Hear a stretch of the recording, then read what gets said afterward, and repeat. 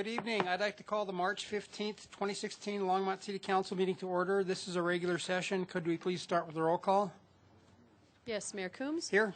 Council members Bagley. Here.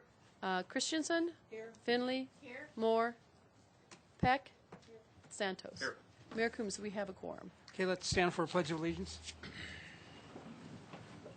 I pledge allegiance to the flag of the United States of America and to the republic for which it stands, one nation under God, indivisible, with liberty and justice for all.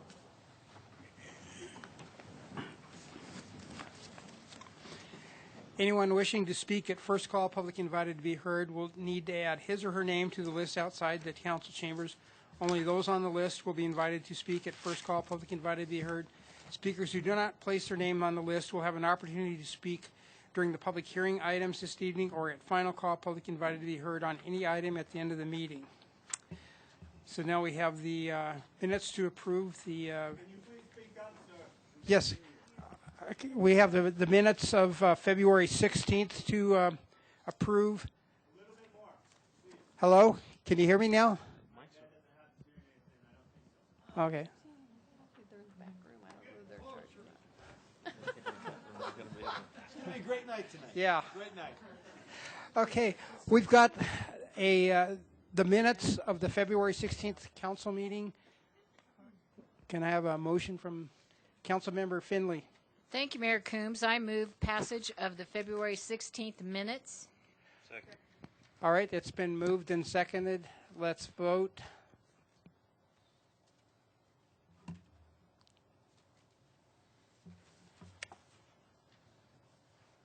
And that passes 6-0 with Councilmember Moore absent. Councilmember Santos. Thank you, Mayor Coombs. I'd like to amend the February 23rd minutes to reflect. We got one on our desk. The original had Sarah Levison listed in the mayor and council. I didn't list Councilmember Peck. So Mayor Coombs, that's already been corrected. So Okay. as long as it's been corrected, Okay. then I move the passage of the February 23rd, 2016 minutes. Okay. That's been moved and seconded. Let's vote. Who seconded that? I'm sorry. Pardon? Okay. Brian Bagley did. Thank you. Do you want to speak down?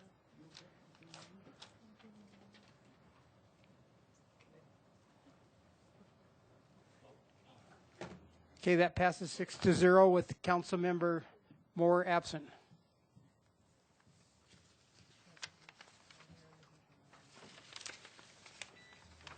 Valerie, are there any agenda revisions? Yes, Mayor Coombs, there are. There was an error on your council communication for agenda item 8A. You received this via email. We simply put in that the Resilient St. Vrain project was being funded with bond proceeds. That was incorrect. The ordinance is correct. The communication was the only thing wrong. And then we also need to pull Senate Bill 16-129 from your consent agenda approval. That was killed today. Okay, Thank you. thank you. Is there a report from the city manager? Yes, Mayor, Council.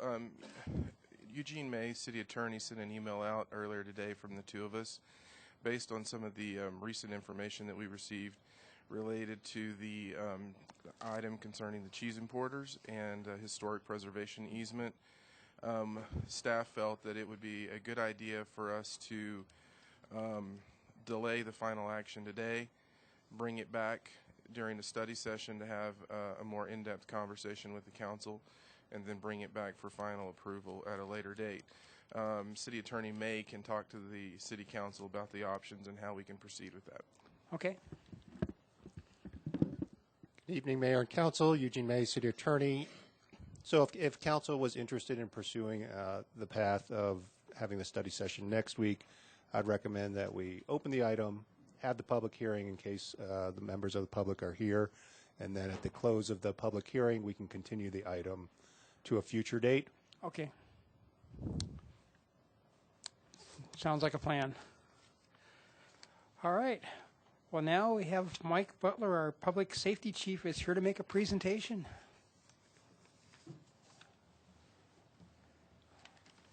Good evening, Council. Mayor, I'm Mike Butler. I'm the Public Safety Chief. Tonight is a great night. We're honoring 4 community members who have done some incredible work in our community. Normally, the police, fire are the guardians in our community. Well, tonight I'm going to talk about a set of circumstances in which there were 4 community members that were the guardians of us. On February 11th of this year, around 4:30, one of our police officers, Officer Buswald, was dispatched to the Walmart store up north. He was dispatched on a welfare check with someone acting strange. That was the nature of the call. When he got there, he walked into the store and almost immediately confronted a male person. This person had a glass a vase in one hand and a big glass bottle in another hand. He started to threaten Officer Buswald with the vases and the glass, the vase and the glass. Officer Buswald tried to get him to put these things down and to calm down. He wouldn't. He threatened Officer Buswald at that point. Officer Buswald pulled his taser, activated his taser, but the taser was not effective because this person had a lot of clothing on. At that point, the person threw one of the glass vase, I believe, at Officer Buswald and hit him in the leg. At that point, then, he also brought the vase around like this and hit Officer Buswald in the face with the vase, shattering, it was either the vase or bottle at that time, and causing a laceration on Officer Buswald's face. Officer Buswald and this person then got into a all-out brawl on the floor of Walmart. And during the brawl, the person attempted to disarm Officer Buswald of his service weapon and also attempted to disarm him of his baton. So at this point, we're all familiar with circumstances around the country where we know when these kinds of things happen and you're on the ground with somebody and they're going for your gun, that there's a lot of things that can happen. And one of them is a deadly consequence. Well, fortunately, that did not happen. There were 4 community members that saw all of this and jumped in and said, we're not going to tolerate this, we're going to help the officer. Those 4 people, and I would like them, there's only 3 here tonight, but I would like the 3 who are here to step up. Brian Mays, Josh Ballard, and Nancy Shetler.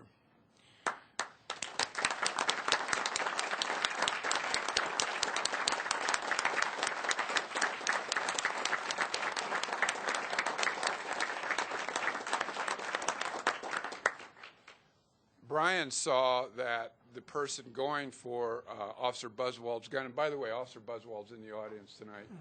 Thank you for your service. Brian Mays saw the person going for Officer Buswald's gun and basically grabbed that person's arm and brought it away. Josh Ballard saw the person go for Officer Buswald's baton and basically then pulled that arm away. And then Nancy Shetler and Carrie Perman, who can't be here tonight, basically grabbed both of his legs, basically just neutralizing him at that point until another officer came on scene and then helped Officer Buswald put this person in custody. So they did risk their safety. They did go the second mile. And in our minds, they had a lot to do with these circumstances coming out as safe as they did. Officer Buswald sustained a laceration on his face, but he came back to duty very soon, and so we're happy about that. So it's an honor and a privilege for me and to give all 3 of these folks a citizen citation. In fact, Officer Buswald's going to do that. So here we go.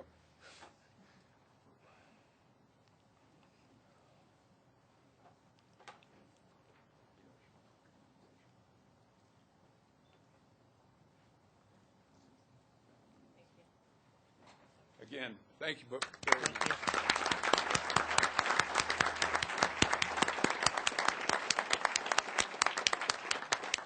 I would like to invite Detective Steve Schultz. He's the president of the local Fraternal Order of Police. The FOP would also like to recognize these 3 people. So thank you, Steve. Thank you, Chief. Mr. Mayor, council members, I will be brief. The Chief covered everything that happened, and I'd just like to read what we have on our plaques. From the Fraternal Order of Police, Longmont Lodge 6, with great appreciation, we present this plaque for your selfless acts of bravery and heroism, putting yourself in harm's way on February 11th, 2016. So I'd like to thank, on behalf of Officer Buswald, myself, and all the members of the Fraternal Order of Police. Thank you.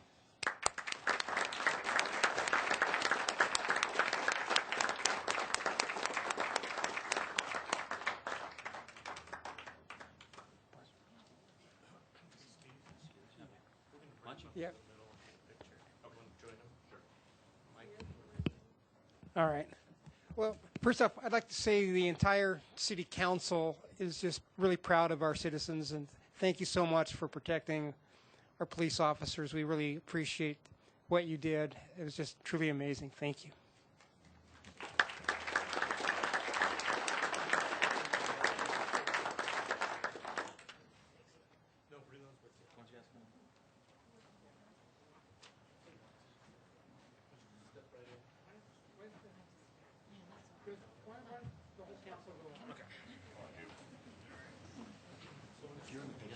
I call next to Steve.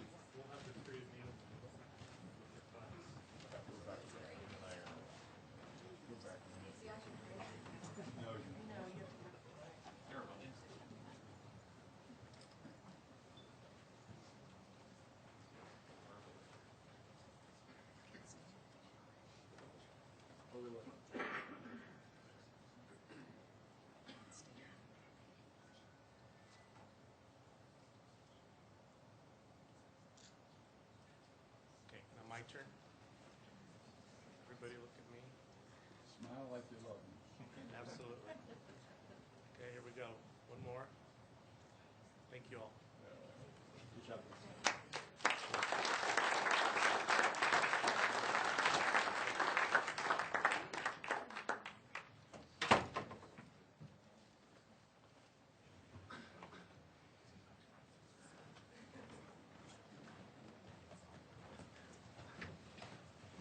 I just want to say one more thing, too, and we're not going to introduce anybody here, but all of these folks brought family members with them. And what I'd like them to do is just stand up. If you, all the family members and friends of these folks, just please stand up. Mom, here we go. Anybody else? So there you go.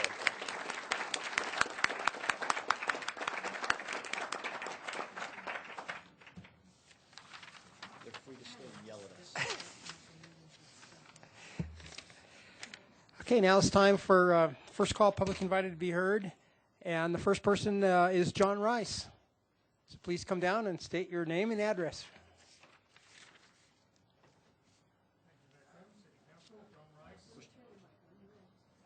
You'd think I'd get used to this. I'm here because every time I get up in the morning, I look in the newspaper looking for something good. Anything good about Longmont. And I wonder why I don't see it. I wonder why I see bad news, bad business news, negative articles that reflect Longmont poorly. And I think to myself, is this a community resource? And why is this happening? And then I look at this. This is from the Instagram feed of Shea Castle, the person who seems to have been assigned the Longmont beat for a business from the Boulder Camera. It says up here, found in a thrift store in Longmont. Try Boulder first. Even they know they're the second choice. It becomes a little bit clearer why we're seeing these things and why we're seeing Longmont being parodied, panned. It's because people don't like us. And who are those people? They're the people who work for the Times Call. So why are they here? Try and get rid of this.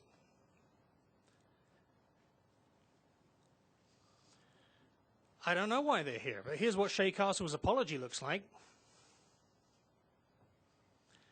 I spoke to Judd Smith, the business editor of the Daily Camera earlier today, and I asked for an apology for our town being described by her business reporter as Long Tucky. That was also on her Instagram feed over the last couple of months. If you don't like Longmont, don't write about it. If you don't like being here, don't come here. And if you can't get the facts right, get another job. My take on this is very simple. Anyone see the movie War Games back in 1982? Do you remember that, Matthew Broderick? Yeah. You remember how at the end of that movie, the computer learned that the only way to win was not to play? Well, I'll leave you with that. Thank you very much. Thank you. Jack Roberts?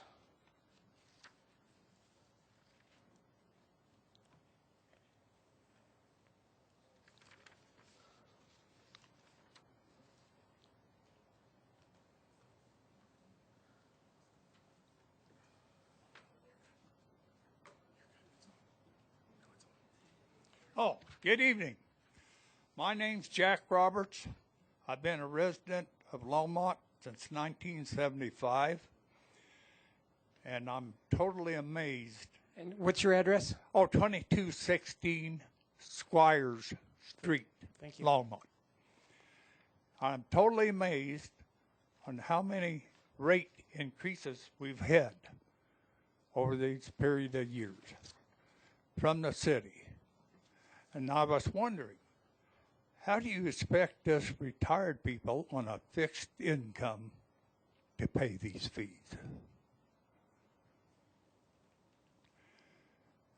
Also, I would like to ask each one of the council members what they consider low-income housing.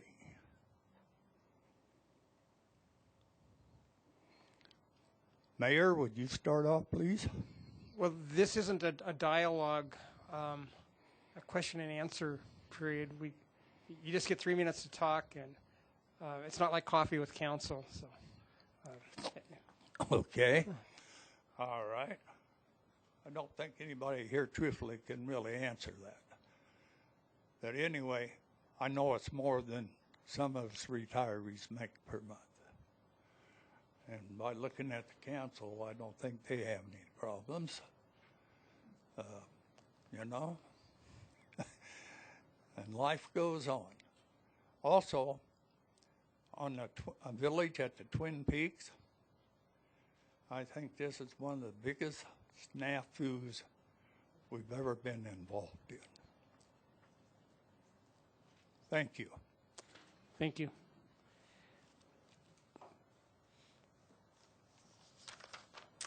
So, John Roberts?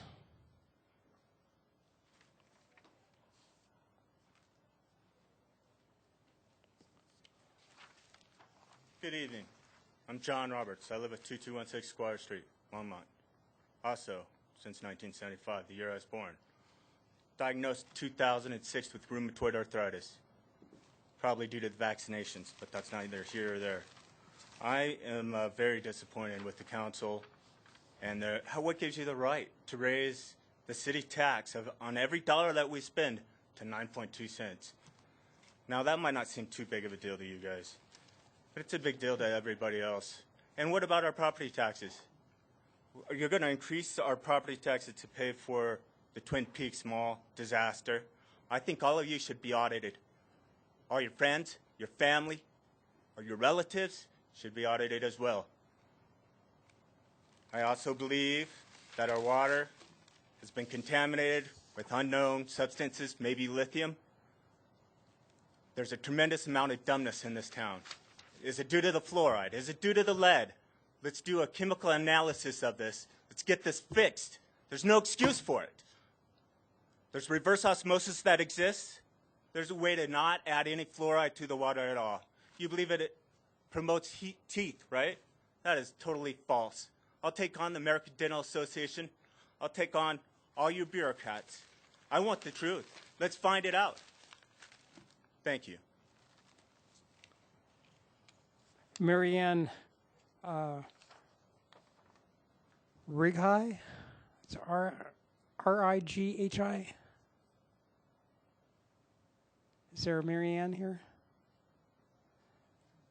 All right. Eric, let's see. Heck.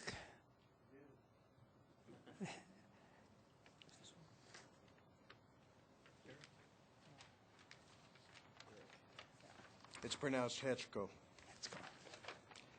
Good evening, Mr. Mayor. Cities, can you hear me first? Yes. Okay. My name is Eric Hetchko. I live at 9749 Schlegel here in Longmont. I have lived approximately a mile and a half from the airport for the last 21 years.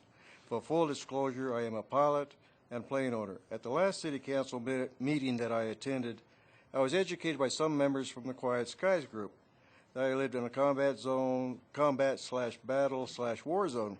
I did not know this. Does this mean I should build a bunker to protect myself? Do I need to get war zone insurance? Am I to get combat pay for being in a combat/battle zone? I don't think so.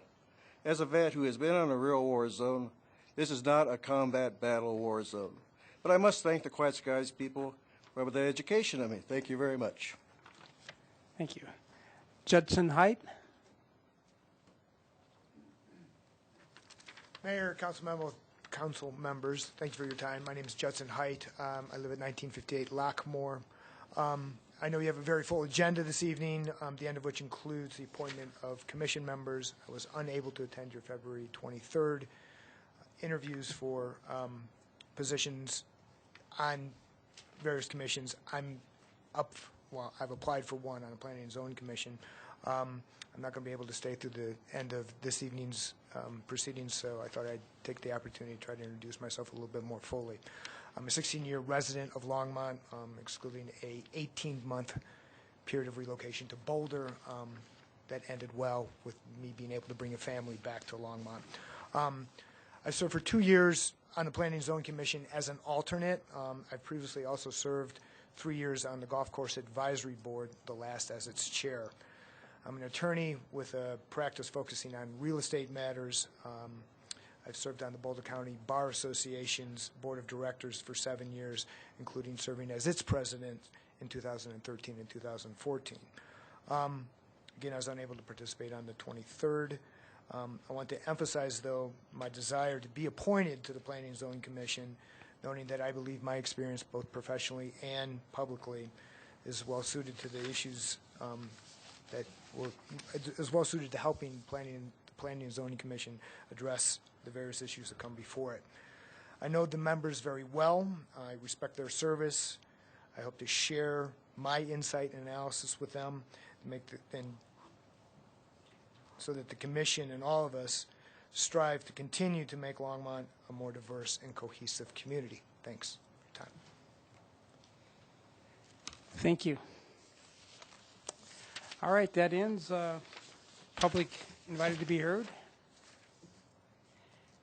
And I guess for the record, we pay 8.26% for sales tax, not 9.2%, and the city of Longmont is the cheapest city in Boulder County by about 20%, just for the record, in sales tax. We pay 3.275, and I don't think there's anything on our agenda that's going to raise sales tax that we're dealing with tonight. All right. You ready for consent agenda? Yes. Okay. Your first item is Ordinance 2016-16, a bill for an ordinance making additional appropriations for the expenses and liabilities of the City of Longmont for the fiscal year beginning January 1st, 2016. Public hearing and second reading of this ordinance is scheduled for March 29th. Item 8B is two ordinances, actually. They're the Villages at Eastgate Comprehensive Plan Land Use Amendment and Concept Plan Amendment. First one is Ordinance 2016-17, a bill for an ordinance approving a land use amendment to the Longmont Area Comprehensive Plan for the Villages at Eastgate that's generally located south of 17th and west of County Line Road. Ordinance 2016-18 is a bill for an ordinance amending the concept plan for the Villages at Eastgate, again generally located south of 17th Avenue and west of County Line Road. Both of these ordinances have a public hearing scheduled for March 29th. Item 8C is your legislative update, and we're asking for positions of support on one bill now because the one I mentioned before was killed yesterday, or today, I'm not sure which. So we're asking for a position of support to draft legislation on local zoning control of oil and gas sightings. Ordinance 8D, item 8D is approve 3 capital improvement program amendments, MUW 190, which is aquatic environmental rehab, T78, which is our Hover Street pedestrian underpass at Dry Creek, and T91, State Highway 119 pedestrian underpass. Staff does not have a need to pull any of these items. Councilmember Santos. Yes, Mayor Coons, I'd like to remove 8C. Second. Okay, that's been. Wait a minute. Okay. All right, so Councilmember Peck. Thank you, Mayor Coombs. I would like to pull item 8D, the one on T78 Hover Street pedestrian underpass. Okay. Do you want to turn your mic off? Okay. Thank you. Councilmember Bagley. With the exception of 8C and 8D, I would move that we pass the consent agenda. Second. All right, let's vote on the consent agenda minus C and D.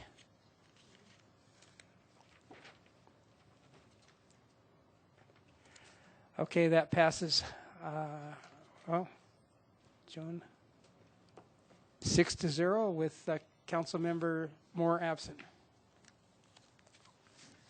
Mayor Coombs, your next item is 9A, which is ordinance 2016-09, a bill for an ordinance authorizing the city of Longmont to lease the real property known as Van Spram Municipal Airport Hangar Parcel 11 SD to Mile High Aviation Center. This is a public hearing, and we do not have a staff presentation. There was one at first reading, but we do have staff present to address questions.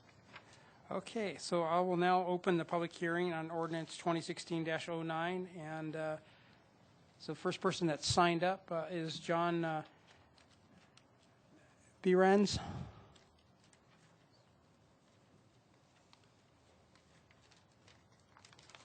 John Behrens from 904 Little Leaf Court, about a half mile south of the airport.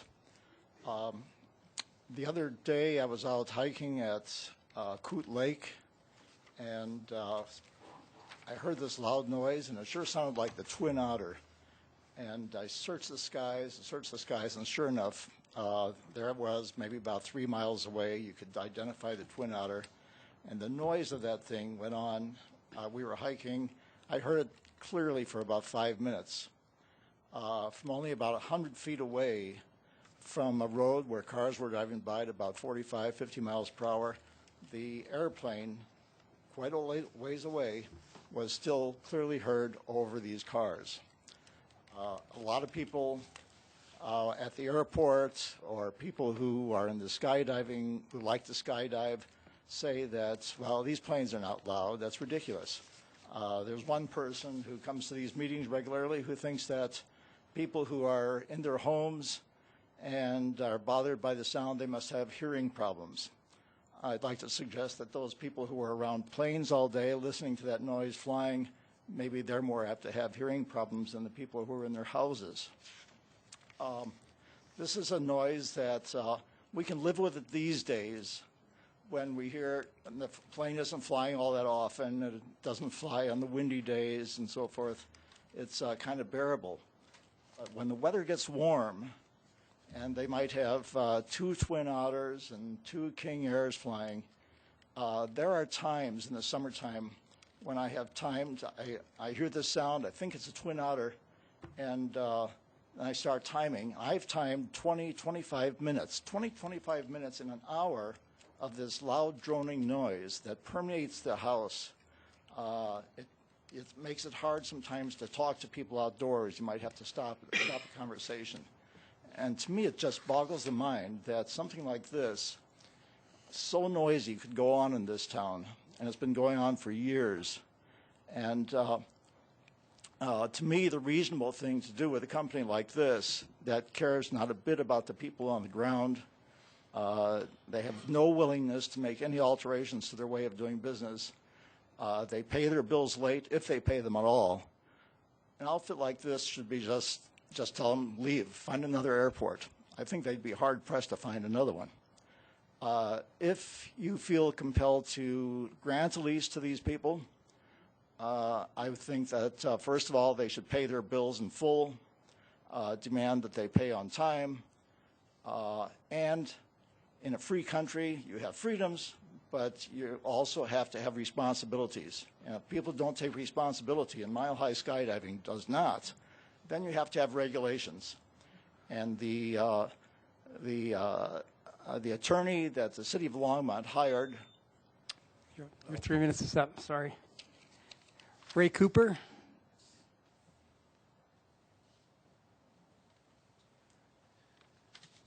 Good evening, Mayor and City Council members. I appreciate the opportunity to speak tonight. I'm Ray Cooper. I live at 1009 Box Elder Circle. I've heard some comments tonight. First of all, I have to say it was really nice and a surprise here seeing the awards to the citizens that supported the police. Far too often we do hear a lot of negative information, and it was really nice to see and hear that.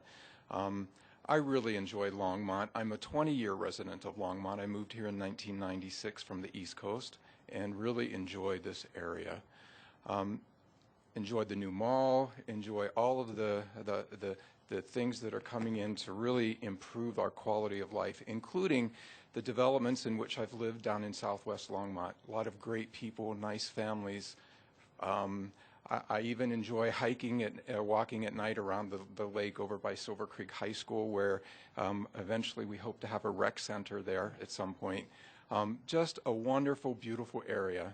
But the one thing that doesn't add to what we have and what you and council members prior to you have built on is the noise and from Mile High Skydiving. So in similar comments, I'd just like to say I think the track record that Mile High has had in payments, in working with the community, really shows that and really questions whether we should approve this lease. I know there are payments for drop zone and other things that are in question for a period of years on whether they have paid.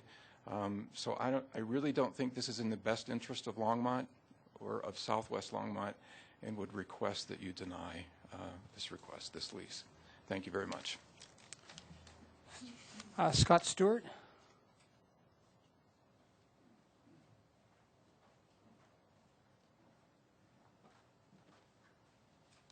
Mayor Combs, City Council, thank you for your time. There's Scott Stewart, 229 Grant Street, Bond Farm neighborhood. No doubt Mile High has grown a great business here in town. I'm sure it's profitable.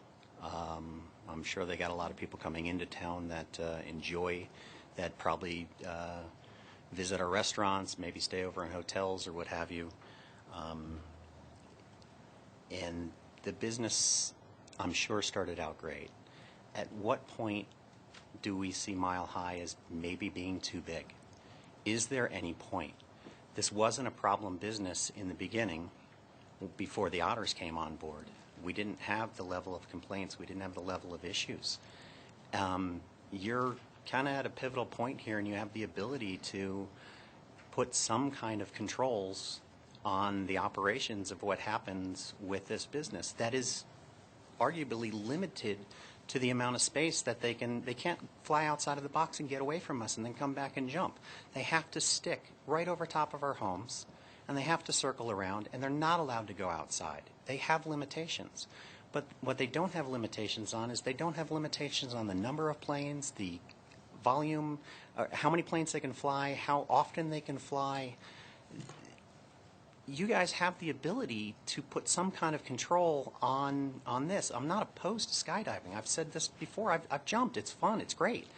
But I'd also like to be able to sit in my backyard and enjoy my own property without this constant drone over the top. I don't think it's Mile High's problem. They've got the handcuffs on them. I think we can all agree that the train creates a nuisance for many people in this town, whether it be because you're stopped, whether it be because of noise or what have you. And there's things that we can't control about that. But it doesn't mean that we don't make an effort to try try to change the duration that a whistle blows, the amount of traffic that goes through. It's just so frustrating that we have the ability to make a change here. You have the ability to put some kind of controls on this. And I just ask you to take that opportunity and try to rein this in a little bit. I mean, how many planes is too much? I mean, if they're running 10, one after another, is that too much? I'm all for an air show. Have an air show. Have a, jump records. Fly 20 planes at a time. That's fine. But do it on a day, not every weekend that we try to enjoy our property. It's getting out of control. And if it isn't out of control, at what point is it out of control? When does it affect you personally? It's already affecting me personally. It's already affected many others personally. I'm not opposed to the airport. Thank you. Thank you. Christy Berriman.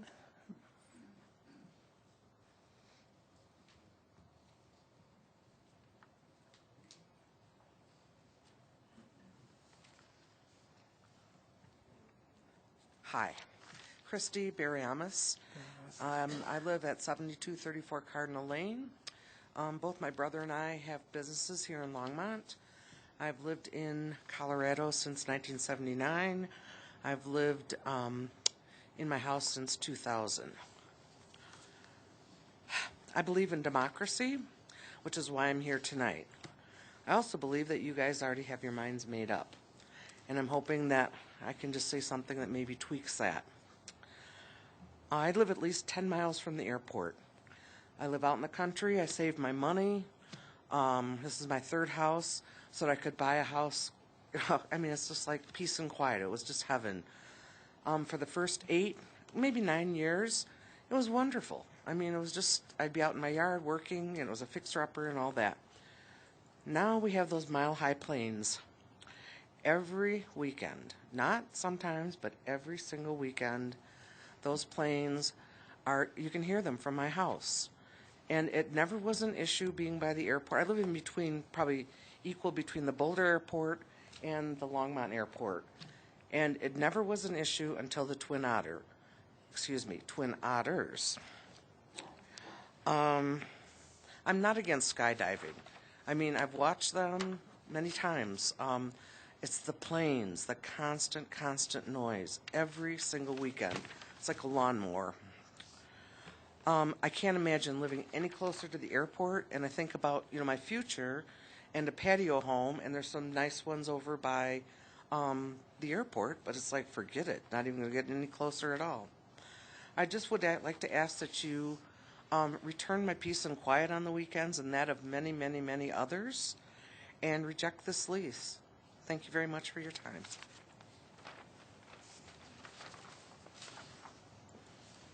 Sandra Locke.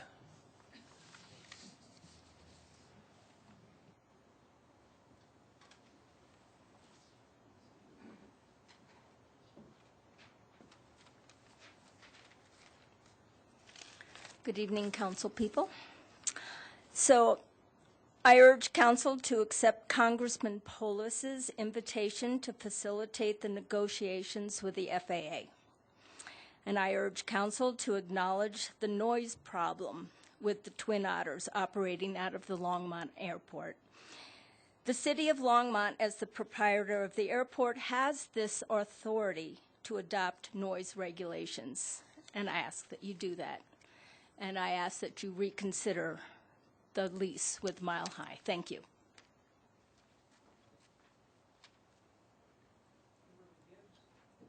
Kimberly Gibbs. Good evening, Mayor Coombs, members of council. My name is Kim Gibbs. I live at 7468 Mount Sherman Road in Gun Barrel. I'd like to ask you to deny the Mile High lease until the issues are settled with the unpaid annual permit fees, which are $7,500 times at least times 7 years, I believe. Polluting industries rarely embrace efforts to regulate their activities. Mile High skydiving and aviation interests in general have proven to be no exception. For several years, the owner of Mile High Skydiving has refused to take even small steps toward noise mitigation. Members of the Airport Advisory Board have consistently opposed efforts to regulate Mile High. And the FAA deems all proposed noise regulations to be unreasonable and therefore disallowed. At a recent meeting, Councilmember Christensen asked the airport manager whether it's true that the city has no authority to regulate noise at the airport. Mr. Slater responded, "That's correct. That falls within the jurisdiction of the FAA." I like Mr. Slater. I disagree. I respectfully disagree with him on this point. Last summer, Attorney John Putnam, who specializes in aviation law, gave a community presentation titled "Extent of City Power to Control Airport Noise." Thank you for joining us. He was discussing the grant assurances, the federal grant assurances, and in particular, Grant Assurance 22A regarding economic discrimination. And he summarized it as follows. You need to make the airport stay open, and you need to make sure it's providing reasonable access. It does acknowledge that airports can make reasonable rules governing the access to that airport. However, the key piece is that it has to be reasonable. The other issue is that it has to be a rule that avoids unjust discrimination. The airports have power, they don't have unlimited power. Would you consider it unreasonable or unjust discrimination to regulate an airport user who was responsible for 93% of airport noise complaints? It is up to you to demand justification and documentation when someone tells you that you can't regulate noise at the airport.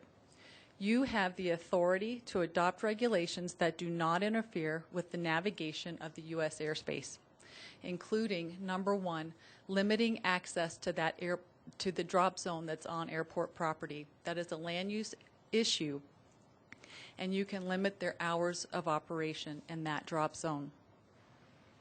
You can discourage noisy aircraft by implementing cumulative noise limits and landing fees. Thank you so much. The Twin Otters have to go. Thank you. Joanne Burton.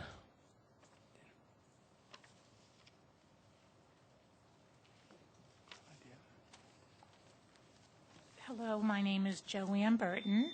Thank you for coming. Not getting rid of me that quickly. And I live at 713 Snowberry, Southwest Longmont. And hello again, because I was here a couple of times. So as a citizen of Longmont and a property taxpayer, I have pleaded with you not to renew the lease with Mile High Skydiving. I am saddened to hear rumors that you are moving ahead with renewing the lease. And again, I'm not sure why you would renew a lease with a tenant who is diminishing the quality of life in our city. And I think the other Longmont residents spoke pretty articulately around that issue. As a homeowner in Boulder County, I have paid over $20,000 in property taxes for my condo in Gun Barrel, which I still own, and over $10,000 for my home in Longmont, which me and my family have resided in since 2010. And yes, my taxes have gone up. So as a tax-paying homeowner, I want to know, why must I have to tolerate the noise that comes from the Twin Otter planes that are used by Mile High? The City of Longmont, as the airport proprietor, has the authority to adopt noise regulations at the airport. I really don't understand why regulations are not put into place that would improve the quality of life in Southwest Longmont and in Longmont in general. And this area is growing in leaps and bounds. And I just heard, whether this is true or not, that Google is going to be moving into the IBM property, and they're looking at 10,000 more workers. So maybe this is, so I heard this from a Friday, it was in the paper. So the city, as the So suggestions have been made, but my question is, what about my airspace? So Kim nicely put, limit access to the drop zone on the airport property, limit hours of operation or numbers of operation per time period, because on Saturday and Sunday, we have almost 12 hours each day, from 7:45 in the morning till sometimes 7:30 at night. Adopt the landing fees to encourage quieter aircraft, and ban the Twin Otters from service based on cumulative noise impacts. Again, I ask you as representatives of the people of Longmont to listen to your conscience so that you can determine whether renewing this lease will truly benefit the people of Longmont. If you feel compelled to renew the lease, can you find the courage to make a stand and regulate the noise? Thank you. Ron Krenzel.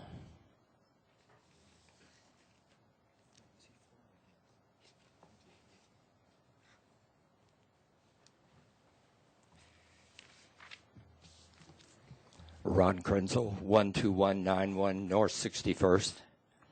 I'm kind of the odd vote tonight. I think what's sort of interesting about all this is I was really interested in the person who spoke earlier tonight about the Times call. I think the Times call on the side of Quiet Skies for the last few years has been incredibly detrimental to the Longmont Airport. They certainly aren't in favor of anything. For Miss Gibbs's failed lawsuit to be the front page article of the paper in Longmont is just ridiculous. You all know more than the people who have spoken here tonight that what Mile High has done and what they haven't done, and they're totally with. I have nothing to do with Mile High skydiving. I have something to do with the airport, and that's what's being damaged by what's going on here. Most of the things that Miss Gibbs says she knows are wrong. I think it's sort of interesting. I think she does have selective hearing. I sat and listened to the FAA person, and he was quite clear about what you can and cannot do. She isn't. She does. I think it's kind of interesting. People hear what they want to hear, and I have criticized people for having a hearing disorder. Maybe I don't criticize them. At least I comment on it. I certainly think Kimberly does. I wish she would put this great energy into something more productive than she has in the last few years. I think the airport needs your support. I think it needs to move forward, and I don't see any way legally or responsibly that you can selectively not let Mile High continue to do business and let the airport grow. Looking at what I saw about the mall, I don't see a lot of funds coming up anytime soon for us to expand the runway, do the things we need at the airport. But please, this small group of people impacts general aviation. Kimberly is not only after the skydiving. If you look at her website and her Facebook page, she's after aviation in general. Thanks. Thank you. Is there anyone else who'd like to speak on this ordinance?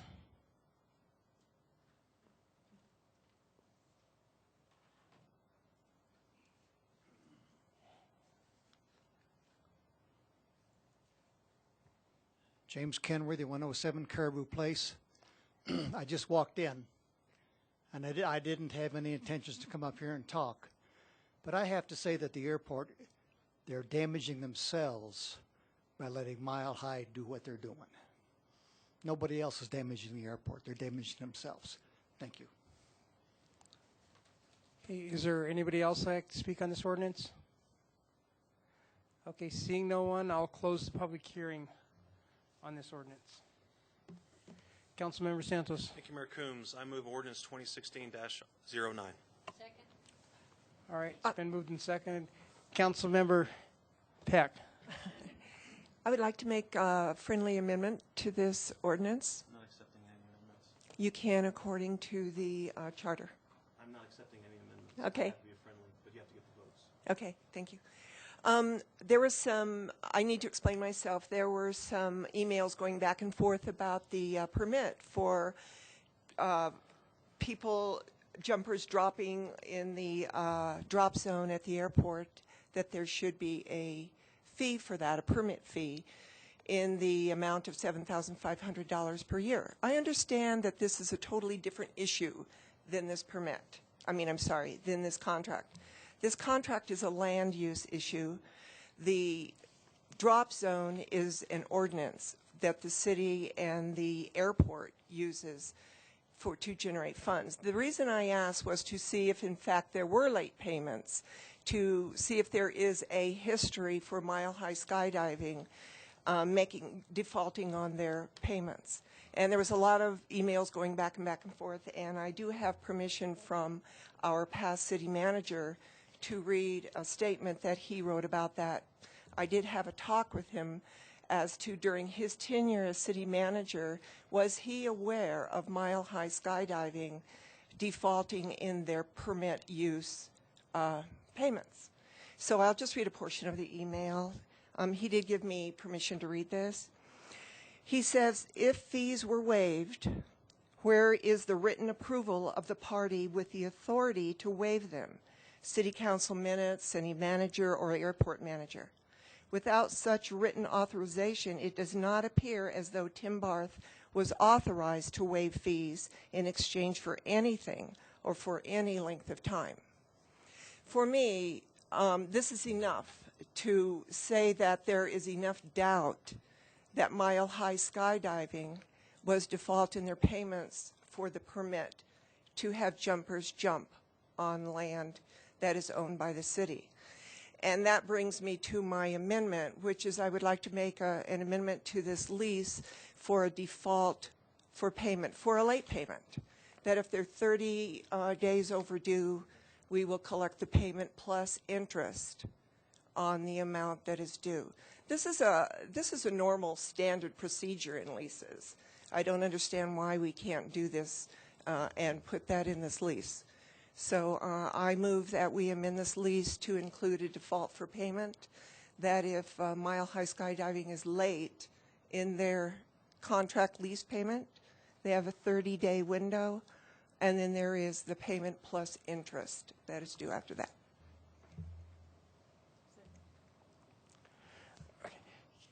But we also have another motion.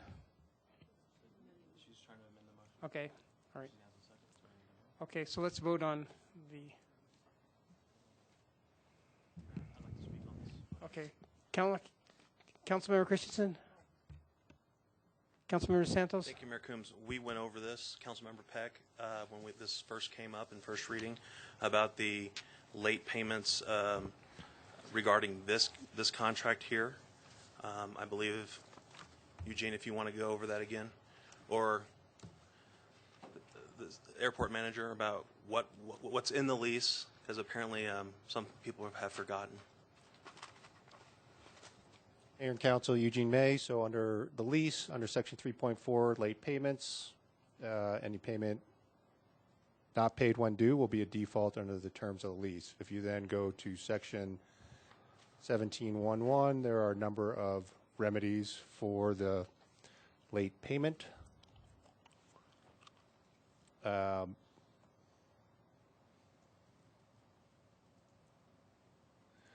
The city would give the lessee written notice for late payment.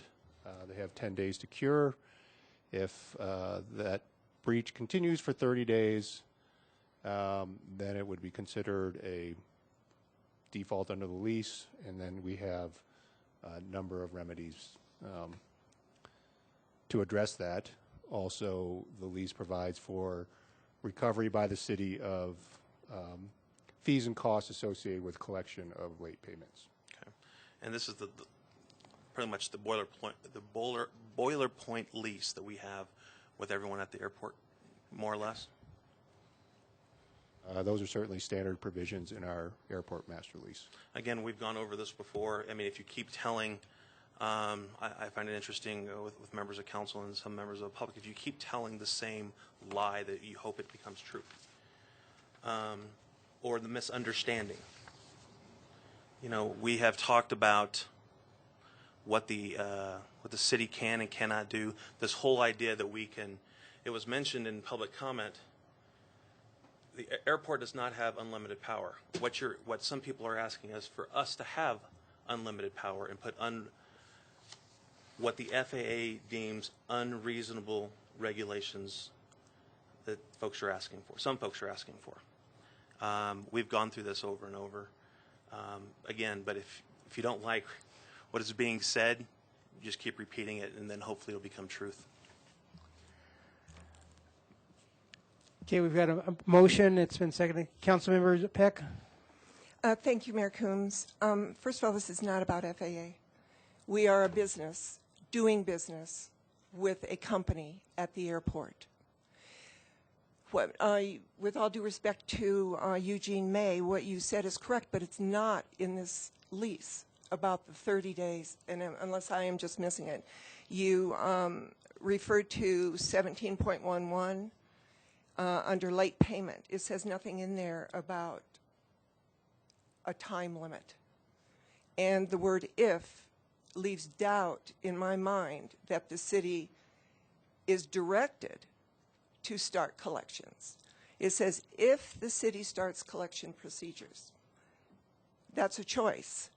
If you say when the city starts collection procedures, that is pretty much a mandate that we will start collection procedures.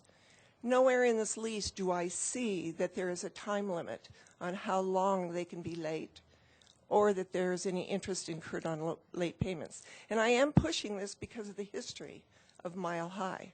This is a certain business doing business with the city. And I am I'm trying to protect future councils and future citizens when they come up and read this lease in 5 years and say, you've tied our fingers, you've tied our hands. You've put in this lease no parameters on how long this payment can be overdue before we start collection procedures. So that is my reason for wanting you to add that statement. Thank you. Okay, I guess we're ready to vote on the Jones motion to amend. Okay, let's vote.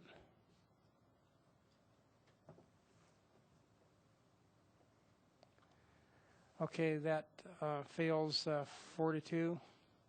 So now we go back to the original motion. Let's vote on that. Excuse me. I'm not quite ready to, I think there's Okay. Oh, let me also read who voted. 4 was Joan and Polly, and the people that voted against were Brian, Mayor Coombs, Gabe Santos, and Bonnie Finley. And Jeff Moore was absent. Councilmember Bagley. Thank you, Mayor. I'm not quite ready to vote yet. Okay. So you can always call the question. We can end it. But I guess I wanted to address Councilmember Peck's. The reason why I voted no is just because there's a difference between contract law or just a contract and the ordinance. Right. So I have two thoughts. If I'm on council and they're late, right now, if they're 30 days late, we can start eviction proceedings, and they've agreed to that. And so a late payment for me, $50, $100, $500, oh, well, let's just collect the late payment, and we're going to give them one more chance. If we're really going to hold their feet to the fire, I think that the way it's written, if they're late, then we can go to, we don't need to worry about this anymore. We can just go ahead and follow the contract. So that's the reason why I voted against it. But I certainly understand where you're coming from. And I also wanted to, before we vote on this, as a local politician, I get frustrated for a couple of reasons. One, I don't trust my political leaders at all. And so when you're sitting here listening to the public talk, regardless of what side you're on, you know, my stomach always twists because I just assume that people are looking at me the same way or us the same way. And a lot of the comments in public invited to be heard, you know, I agree with them. You know, comments like, you know, you have the ability, you got to try, you can do things. It's noise. They say noise pollution, but it's it's just noise. You know, it detracts from the beauty of Longmont, and I understand, I get it. I've actually got a neurological disorder in my head called central auditory processing, where it's a gift if you're an attorney, because I hear background noises stronger than foreground noises. So I will be talking to the mayor, and I can hear conversations in the back of the room, which oftentimes are very embarrassing because they're about me. It would drive me nuts living underneath the cone noise, you know, of the Twin Otters and of the airport in general. So I understand. But some things that I want to be clear on, I have never gotten a phone call from Congressman Polis. I understand that there's been some talk between the city staff and his office, but I am unaware of any invitation we've received from any member of the federal government to negotiate anything. I know that there's emails and they encourage us to. Okay, we meet with Congressman Polis. I'm more than willing to do that, but I'm not hopeful that that would solve the problem. I also think that in the past, I've now been on council. This is my 5th year. I feel like I'm a rookie. But a lot of the things that people are saying are the same things I said as a new council member. I remember we called up the FAA and had the guy who's in charge of the box show up. Yeah. There's got to be a way to move that box. No, because DIA's plane flights are coming in and they wedge the box in between the routes. And they can't move it. The way the box works is that he doesn't have to fly in the box. It's just that it makes the air traffic controllers' lives easier because as long as he's in the box, he doesn't have to report that they're doing drops. So I get frustrated because these are all the solutions that at one point I thought, let's go for it. And I can attest that most of my fellow council members thought the same thing. We even went so far, Mr. Putman, you know, we heard time and time again, well, why don't you do, and then people would rattle off case law. Why don't you do what they did in Florida? Why don't you do here? So our effort to try to figure out a solution was let's hire the attorney who actually did those cases. And he was a big help, but he just didn't tell us what I think some members of the public wanted to hear, which was, at the end of the day, if Brian Bagley and Kimberly Gibbs, if we want to partner up and we approach the city and we want to start a skydiving school or we want to start an aircraft-related business, there's nothing the city can do to stop us. We can do whatever we want, as long as it's aircraft-related. For the most part, we can't limit the hours of skydiving. We can't tell Frank when he can open and close his business. We can't regulate those aircraft at all. We are powerless.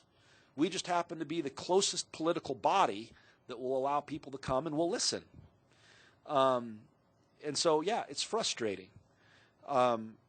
So as we vote, in my professional opinion, I'm an attorney, and this lease has a lot of good things in it that represent at least my almost 5 years of trying.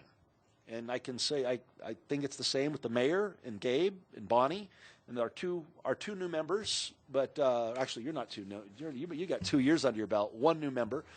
But nobody here wants people annoyed with airplane noise. And so things that we've done that the lease represents, it's a 12-year lease, not a 20-year lease, which means that if Mile High Skydiving has plans to go out and build a bigger hangar and buy more planes, it's going to be more difficult for them to find financing with a bank over 12 years versus 20 years, which means that they're less likely to build a big skydiving facility. So we are doing something to limit the noise. Next, it's a smaller footprint on the airport.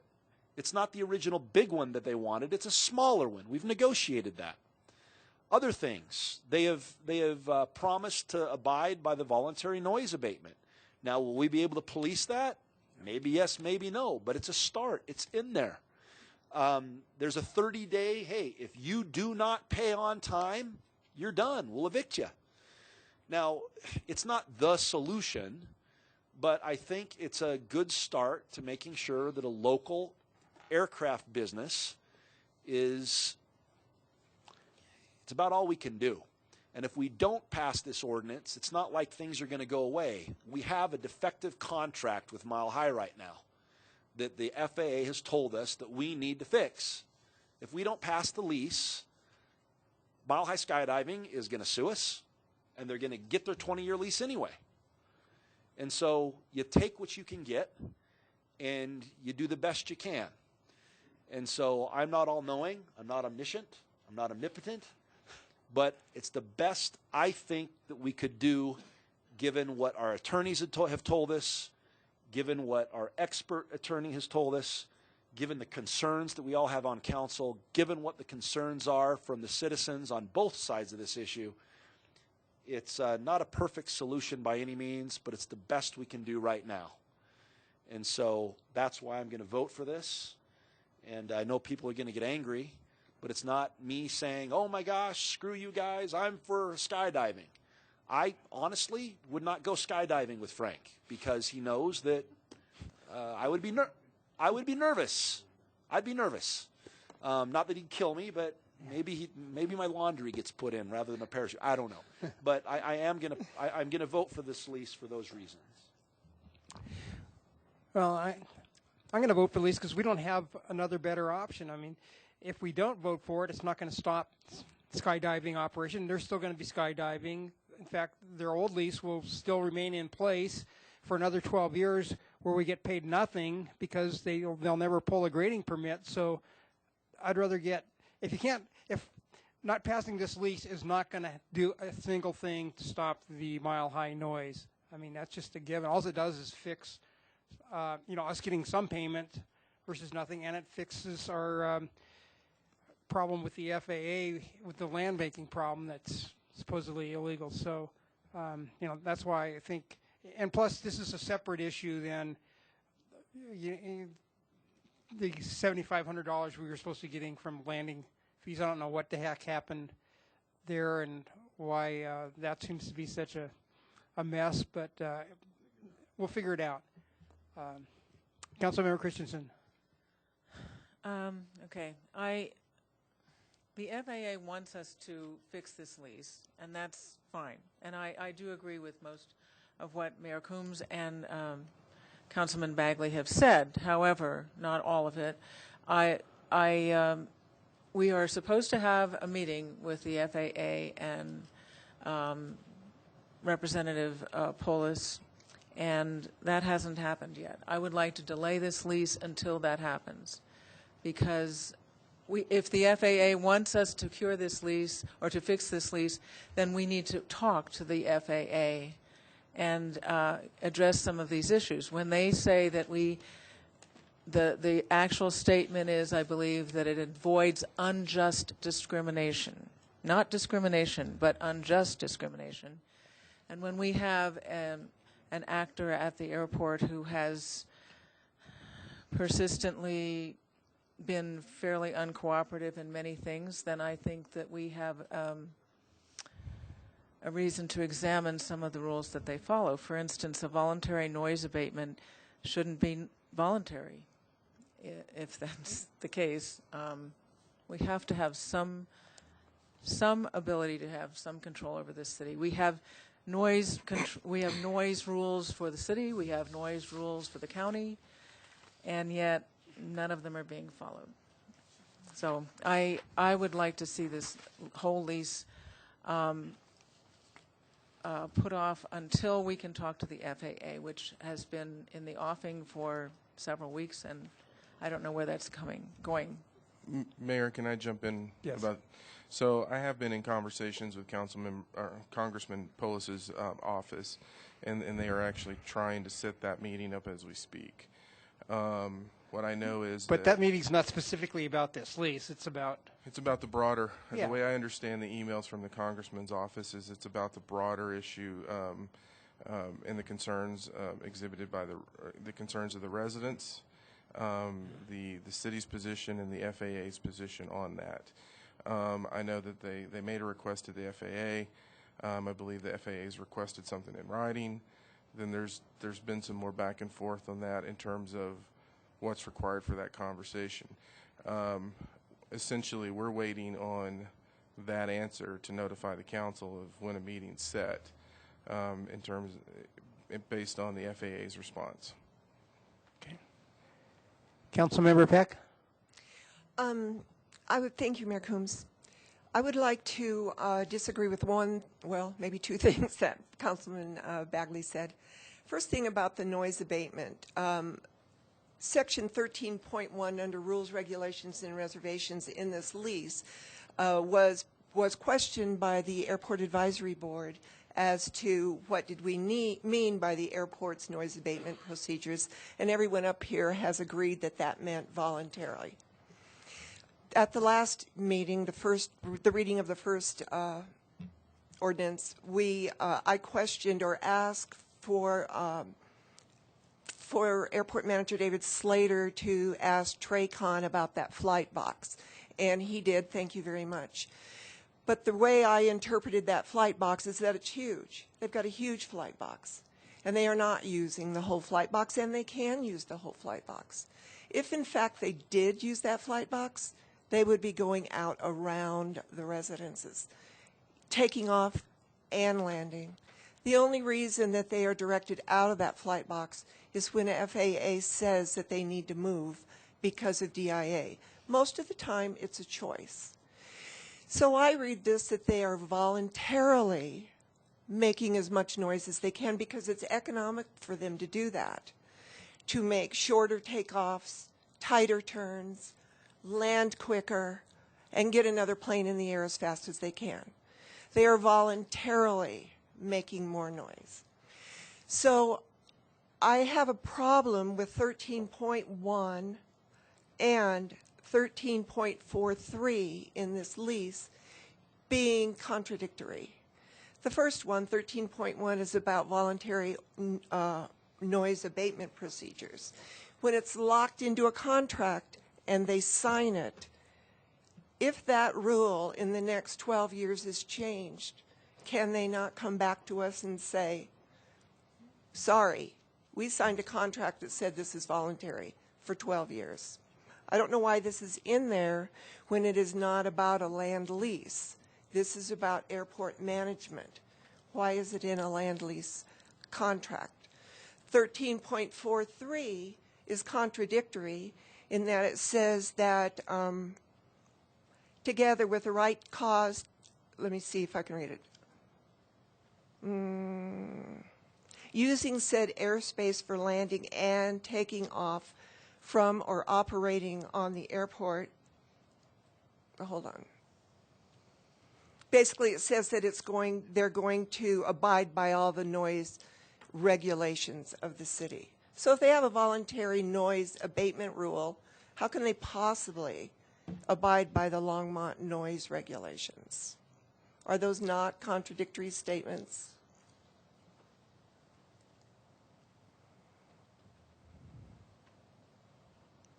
And why is a noise abatement in a land lease contract? I was said one is an ordinance, a regulation, and one is a land contract.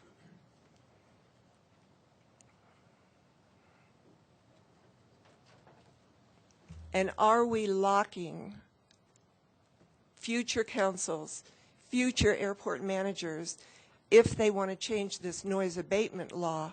Are we locking future councils into a contract on voluntary noise abatement by putting this in there?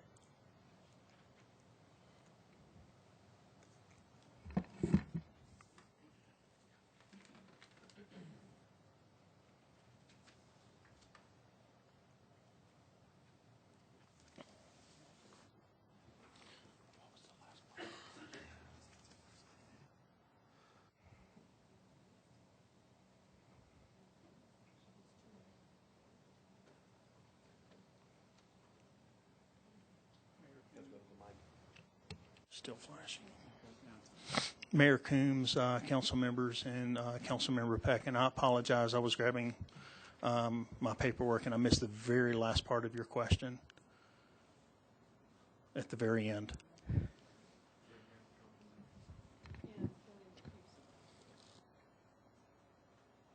Basically, what I'm asking is, in the airport lease 13.4.4 is said by statement of the Airport Advisory Board that this is a voluntary statement for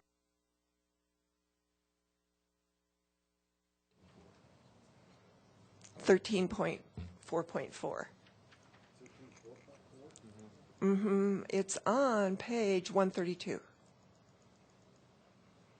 It doesn't say voluntary noise abatement in this, but Council has mentioned that several times. And when the Airport Advisory Board questioned this, they were told it was a voluntary noise abatement. Okay? That's for its officers and nothing to do with that. It has nothing to do with that. Oh, wait. I'm sorry. 13.1. Yep, I'm sorry. 13.1.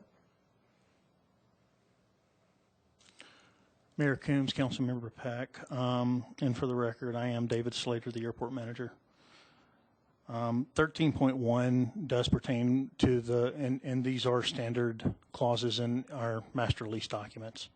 13.1 references the rules and regulations and the noise abatement procedures. The reason the noise abatement procedures are voluntary is because the FAA has deemed that it is their responsibility of regulating aircraft in flight. And because they are in flight during the time that they're in the traffic pattern, we are not allowed to mandate how they fly, where they fly, what their procedures are for the aircraft.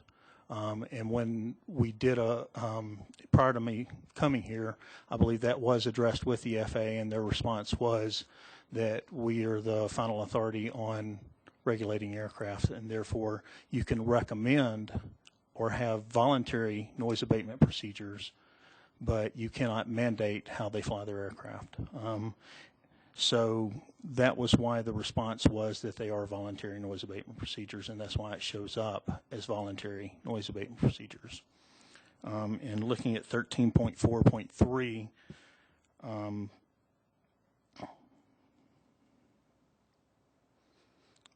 this comes also from the FAA, that when they are flying the aircraft, when the traffic pattern is set at the recommended altitudes and the recommended distance from the runway, there are going to be times as they're coming in for approach to the runway or when they're departing that they won't be at those set altitudes, and so they have to have a rite of passage in order to transition to land.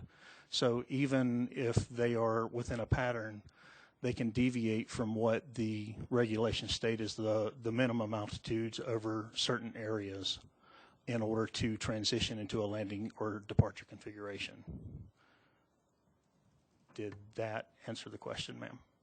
Yes, it did. Thank you. But I want to go on record as saying that I feel that Mile High Skydiving is voluntarily making as much noise as they can because that flight box is big enough to mitigate it if they use the whole thing.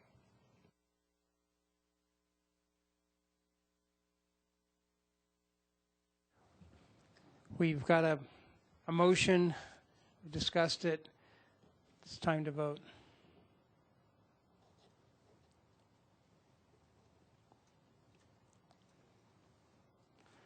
Okay, that passes 4-2 with Councilmember Moore absent and Councilmember Christian and Peck dissenting. Councilmember Santos. Thank you, Mayor Coombs. I'd like to, while we're still on the airport topic, just looking at the congressional districts. Colorado, Longmont, and the airport is in the 4th congressional district. We should be contacting Congressman Ken Buck, not Jared Polis. Who initiated this meeting request? Was it Citizens for Quiet Skies? I'm talking to the city manager. We were contacted by Congressman Polis's office So his office requested His this office meeting. contacted us. So on perhaps we this should issue. have a meeting, it should be a joint meeting with both members, since there are some members in Congressman Polis's district, but the airport itself is in Congressman Buck's district. We can certainly send that to his office, and I think he's it would going be to be here appropriate. the 25th, I believe. So Yeah, that's right. He will be there the 25th, and it would be appropriate since they do have what they call there's some. No member goes into another member's district and tries to initiate legislation or anything else. It's appropriate that we at least contact Congressman Buck's office first before we'll do that. Congressman Polis. Councilmember Christensen. I agree. That's a good point. However, most of the flight box is in Congressman Polis's district. Thanks. Councilmember Bagley. Thank you, Mayor Coombs. And I guess the other thing is that, not to fill people with a sense of dread, there are 435 members of Congress, I believe, and you think it's hard to get 4 votes on city council. That's just in the House. So to change federal regulations, that is above my pay grade. And so 1 out of 435, then it goes to the Senate. So I'd be more than willing to meet and talk with whoever, but they've then got to go back to Washington, D.C. and convince other people that this is appropriate. So in the meantime, we shall continue the struggle. Councilmember Peck. I would like to ask staff if it would be possible to contact other airports who have skydiving operations to see what they have done about. I'm sure we're not the only city that has residents complaining about skydiving operations and what aircraft are used and if there is any control. No one's trying to stop skydiving or to get rid of the airport. It's just that we actually have a responsibility to both business and residents. So if you could possibly do that, do put out some feelers, find out what other airports have done, what remedies work. Thank you very much. We can certainly do that. Councilmember Bagley. Thank you, Mayor Coombs. I remembered something that I think like once a week, and I'm like, I got to remember to bring this up. I recall when we met with Mr. Putman, we gave direction to city staff to develop a white paper. How close are we that we could then, I've said what I've said tonight probably a dozen times over the last couple of years. How close are we to developing that? Here's what the law says. Here's what we think. Here's what we've learned. How close are we? So we actually have the information that was provided by Mr. Putnam during the public session. We have that on our website and the slides that were presented at that time. That really is the best information, and so that, I believe, is on the website, Sean? Which includes what some other airports have done. In video of that session. Okay, let's move on to our next item. Mayor Coombs, item 9B is ordinance 2016-12, a bill for an ordinance authorizing the city of Longmont to lease the real property known as Vance Brand Municipal Airport hangar parcel H21 to David A. King. Again, we do not have a formal staff presentation on this item. Okay, well, I'll open up the public hearing on ordinance 2016-12. Is there anybody from the public who'd like to speak on this ordinance? I guess seeing no one, I'll go ahead and close the ordinance, close the public hearing on ordinance 2016-12. Councilmember Finley. Thank you, Mayor Coombs. I'd like to move ordinance 2016-12. All right, it's been moved and seconded. Now this guy's got a real problem with the lease. We should let him know. Councilmember Christensen. I just have one question. What does the new tenant, David A. King, is this commercial or is this a private pilot?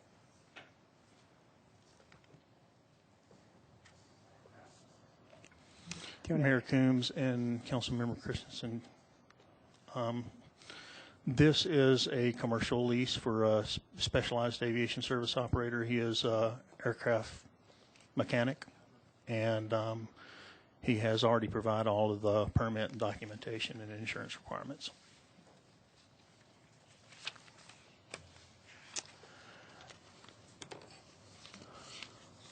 Okay, I've closed the public hearing. We've got a motion. It's been seconded. Let's vote.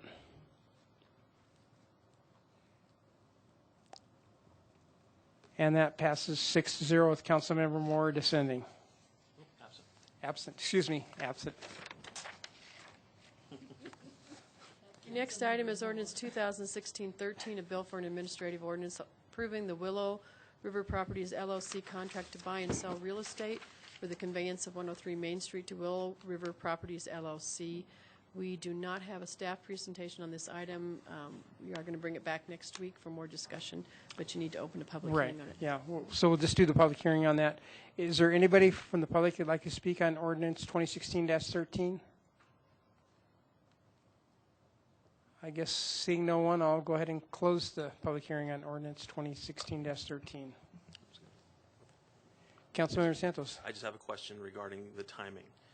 So, pardon me, this is coming back at a study session. When do we anticipate this coming back for second reading? We were anticipating the 29th, but I think there's some scheduling conflicts on that with other council members. And so it'll be when we can have all of the council Okay, present. so we don't need a motion for a particular date. Just going to leave that open. Is that correct? Is that all right? Gene indicated, I'll let him. Mayor and council, you may be used to being asked to continue to a date certain. Those are usually for development applications, so we don't have to renotice. In this situation, we do not have that restriction, so I think there's more flexibility in setting that future date, maybe when the entire council is available or it's appropriate. Thank you for the clarification. Thank you.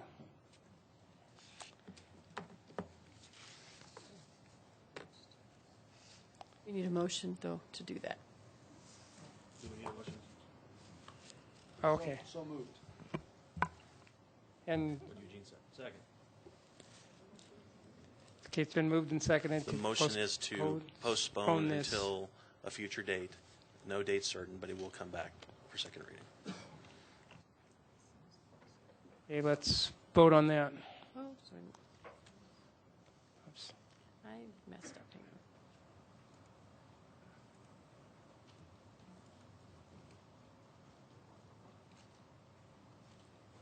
Excuse me. I had to restart it. Sorry. Oh, look, Assistant City Manager's in. Come on, Sean, vote. Okay, that passes 6-0 with Councilmember Moore absent. Assistant City Manager not voting.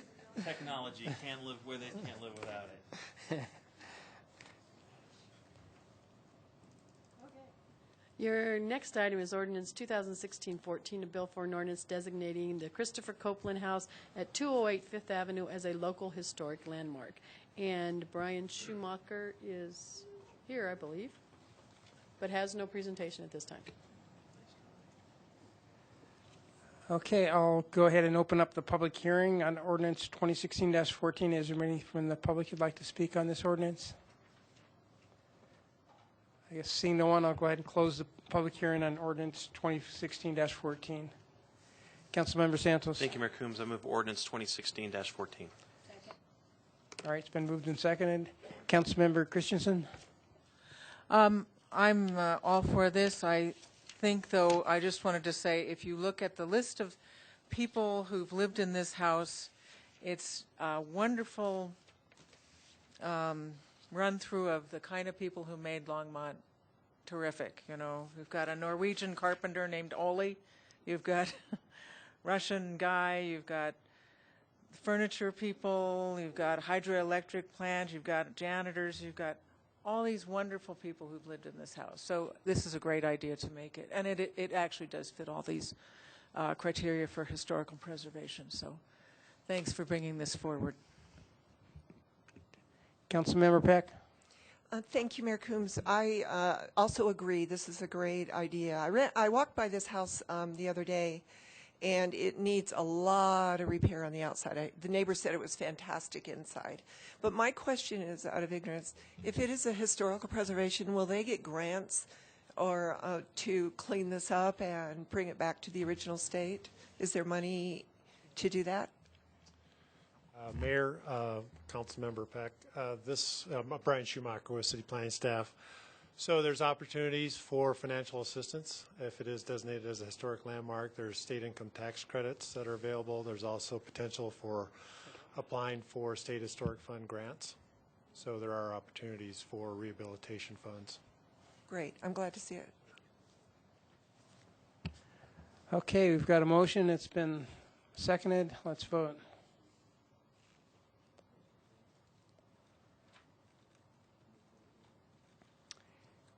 And that passes 6-0 with Councilmember Moore absent.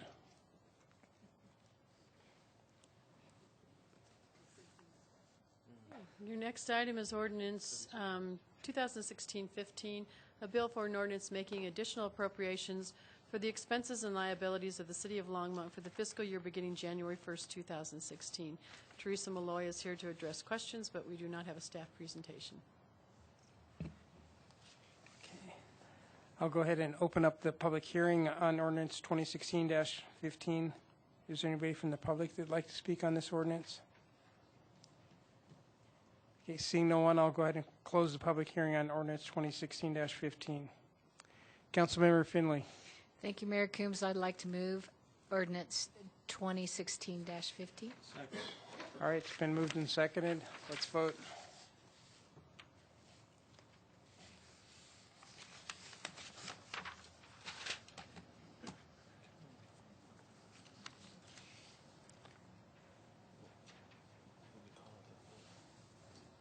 Okay, that passes 6-0 with Councilmember Moore absent. Mayor Coombs, your next item is the first item you pull for consent, which is item C, which our legislative update, and Sandra Cedar is here to address questions. Councilmember Santos. Thank you, Mayor Coombs. I pulled this one off. Really don't have a question except that we've never really voted in support of draft legislation. So I move that we're neutral on any draft legislation. I would second. Councilmember Bagley. Thank you, Mayor Coombs. So I read the bill. Mike Foote is one of the sponsors. When he called me to get my thoughts, I was a little skeptical because on one hand, I'm not for banning fracking anywhere and everywhere or oil and gas development, but I'm also not for allowing it anywhere and everywhere. This represents, in my opinion, as you read it, it basically says that local cities have authority to zone, and as a result of being here locally, we know what's best for our citizens regarding where we want to place the drilling sites. And essentially, it would allow other cities to do what we did with our oil and gas regs, which would allow them to say, you know what, our residential areas are off limits, you got to go to an industrial area. And giving the increasing advances in technology, they can put a drill pad anywhere and get under the cities. So it's not saying that we're going to ban it. It doesn't allow us to ban it. It just says that we have the authority to zone, which is what we did. And I want to remind everyone that the local drillers are quite happy with our oil and gas regs. And even though some people would say that it doesn't go far enough, basically it protects 98% of Longmont and 100% of the residential areas. So I think that I'm not going to vote for the motion. I would like to see a new motion saying that we support Mike Foote and the bill. Mayor Coombs, may I add a couple other pieces? Sure. This bill has now been introduced as Bill 1355, House Bill 1355, and it is the same as the draft that you see. The reason that you saw it as draft is because it's a timing issue. Okay. The House testimony will happen before your next council meeting. And so I've mentioned to him that we usually don't take draft legislation, but we have done it in certain cases of urban renewal authorities or other things that were coming up that looked like it was important for Longmont to be able to speak out on them. So that just to be clear, you're right. Most of the time we don't bring draft legislation. In this case, He asked if I would take this to council for a position, and he gave me the latest draft. This was introduced yesterday as 1355. It is the same, essentially, as what was given to you. Councilmember Santos? Thank you, Mayor Coombs. Well, I'm glad to know it's actually now a actual bill. However, we have our rules and regulations. Not a whole lot of other cities came to Longmont's defense during when we were being sued regarding these rules and regulations that Longmont currently has. I maintain my motion, and I will not support the bill. Okay, so you made a motion. Did someone second your motion? I did. Okay. Okay, let's vote on Councilmember Peck. Actually, I think this bill complements our regulations perfectly. And just because no one else came to our defense, which maybe not publicly, but I know that in spirit they were, that doesn't mean we have to do that. We need to support Colorado. And it does complement our rules and regs, and I am voting for it. Actually, I'm going to go down and testify for it. So, thank you. Yeah, I support this because it does parallel exactly what we did. I think it's good legislation for other cities, so I'll definitely support it. Councilmember Finley. Thank you, Mayor Coombs. I think since we have a lawsuit we're waiting to hear about, that it would be in our best interest to remain neutral in all things oil and gas until that decision has been made. I think we should remain neutral on it. I don't think the bill has much of a chance. This is what we call a message bill, and Mike Foote is doing this because it's an election year and it's a message bill, and so all his supporters are real happy about it. But I just don't think we should weigh in. Councilmember Christensen. I agree with what Councilman Bagley, Councilwoman Peck, and the mayor have said about this. I do think that this is a Colorado issue that we all need to stand together, and I am all for this bill. Thank you. Councilmember Santos. Well, I would agree with some of the points that other council members have made. I was elected to represent the city of Longmont, and I was not fortunate to get that phone call from Mike Foote. So if the rest of you did, you're going to go down there to speak on this legislation again. My other concern is that we have a rules and regulations that the state has signed off on that they really haven't said. They did say, they kind of gave us a handshake. Maybe they won't sue us on these rules and regulations. That was the deal that was cut. So just a reminder. And I would agree we should stay neutral on all oil and gas legislation. Councilmember Bagley. Thank you, Mayor Coombs. I was a little bit more involved in that process. It's not a handshake. They can't sue us on our oil and gas regs in perpetuity or ironclad. They're ours, never going away unless council decides to get rid of them. And so why don't we go ahead? I call the question. Okay. Let's go ahead and vote and move on. All right. I would like to remind council the question is not to take a position on this bill. Right. Okay. And to call the question, you need a second. Okay, I'll second the call of the question. Mayor Coombs, can I just clarify that? I thought the motion was to take a neutral position. Right. Neutral position. Yes. No, okay. Just wanted to make sure. Yeah. Okay, let's first vote on the call. Or are there any other comments? I will withdraw the motion. Just we keep talking. I don't care. I think nobody else has anything else to say.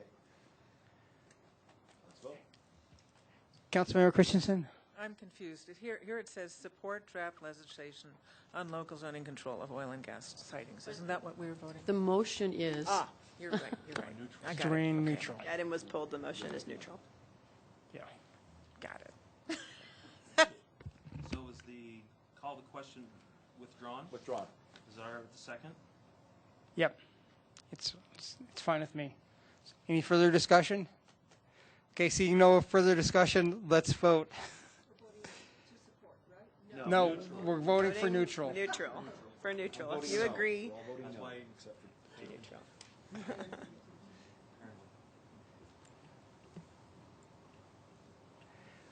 Okay, and that fails 4-2 with Councilmember Santos and Councilmember Finley 4, and Councilmember Christensen, Bagley, and myself and Peck voting against. Councilmember Bagley. Thank you. I move that we support House Bill 161355. All right, it's been moved and seconded. Let's vote.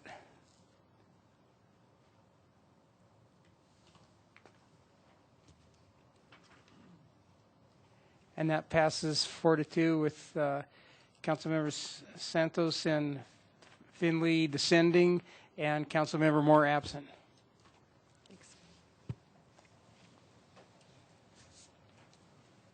Mayor Coombs, the next item was pulled from consent is the capital improvement program amendments, and Teresa Malloy is here to address questions. Right. And who pulled it? That one? Okay. Councilmember Peck.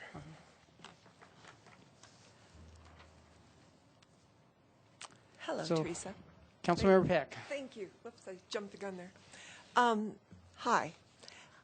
I pulled this just out of curiosity to have a little conversation about it. Is this underpass specifically to connect the malls, one on each side of the Village at the Peaks? Is this on now? Councilmember Peck, I'm actually going to defer to Nick Wolfram, our city engineer. Good evening, Mayor Coombs, members of council. Nick Wolfram, Director of Engineering Services.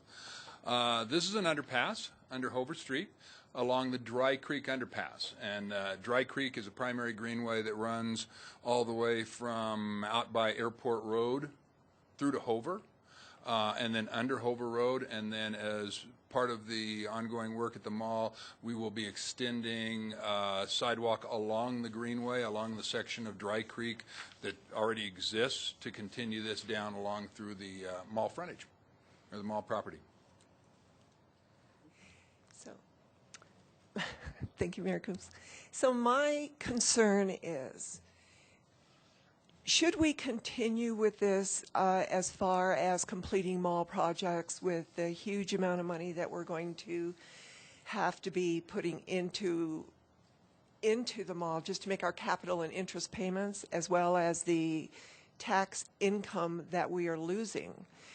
I think we should put this on hold. I don't know what that's going to do to the street department or to this project, but can we just have some discussion about that? I don't know how much in debt we should go for this mall, to be quite honest. Councilmember Bagley. Thank you, Mayor Coombs. I guess we're going to kind of bleed into another topic. You know,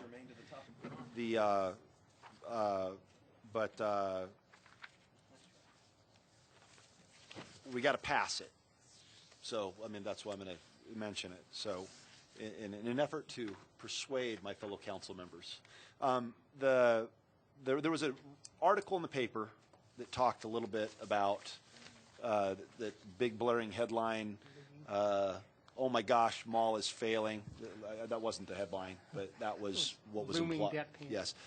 In business, there is a difference between profit and cash flow.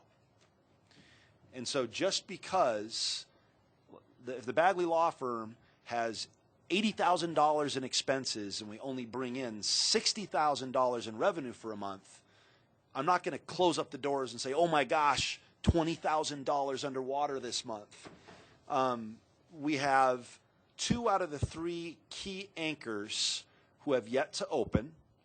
There is no failure. It's just that Sam's Club was delayed a couple of months. Whole Foods was delayed a couple of months or many months. But once that tax revenue starts coming in, we'll be fine. Yeah. And so I don't think we should hold off on anything. I think that what we need to do is throw our support in this and in all aspects mall, because we've already placed our bets, and And I think that the only thing that will derail them all is us. So Right. I think that we need to continue and be patient. And in 1 year's time, when Whole Foods and Sam's Club are open and we're getting those tax revenues, we'll be ahead. And we'll start being able to get ahead on the loan payments, and everything will be fine if we just stay calm. Well, good point. You know, I'm a businessman, and you know, some months you need 9,000 HVAC systems on your roof replaced in the same month, and then you got personal property tax, and you show, you know, a negative P&L. But you know, that's why you carry, you know, a reserve fund, a contingency to get through those kinds of months. And you know, all business people do that, and I'm really confident that the mall is great. It's going to be a great project. And, you know, we kind of expected that the first year was going to be the roughest. And, you know, there's no big surprises here. But I've got total confidence, and I'm not pulling my support from the mall. So, Councilmember Christensen? Well, I'm just talking about the underpass here, but I thought that northern one that was around Dry Creek, isn't that more up around Rogers Grove? Mayor Coombs, Councilmember Christensen, it is right by Dry Creek, which is just north of Bent Way, between Bent Way and Nelson Road. Oh, okay. And I wanted to clarify that the vast majority of the funding for this project, about $1.5 million, is federal funding. This was a project that was approved by the DRCOG TIP, along with an underpass of Highway 119 down south of the Hover intersection. It'll come in on the south side of Oscar Blues, down in that area, and those were two pedestrian underpasses that we applied for, and DRCOG gave us funding for. Boulder County was a partner in the one on the south side to help improve pedestrian accessibility across two very, very busy arterial corridors. Right. I really think that both of these are actually a very good idea, because especially the one down on 119, anybody who's ever tried to cross at that intersection, it's very scary, especially if you have children, but even if you're old, or especially if you're on crutches. And likewise, there's a need for some kind of pedestrian access that makes it a little bit safer up on Dry Creek too, I think. And for bicyclists too. I think this makes it, I think both of these are good projects, and we've had them actually in the offing for a long time. So they have been for a long time. Actually, originally scheduled for 2014, we had to delay them because, as you know, in 2014 and 15 we were fairly busy in the midst of getting flood recovery projects done. So we actually worked with DRCOG to delay those. Otherwise, they would be in the ground. Further delays along the one on Hover have been because of a high-pressure gas line that's being replaced out in Airport Road, and that will shut that down. And so we waited until they were done with the replacement of that line, so we wouldn't have a long delay and need to do a unnecessary lowering as part of the gas line in Hover Road, because it will be abandoned. Okay. Councilmember Peck? Thank you, Mayor Coombs. Thank you, Nick. That was exactly what I wanted to know. Perhaps I didn't state it correctly, but it was just about the amount of money. It was about the money, not about the mall. Do we have time in this timeline to do both projects? And you answered it. Thank you very much. Okay, well, you pulled the thing off the, okay.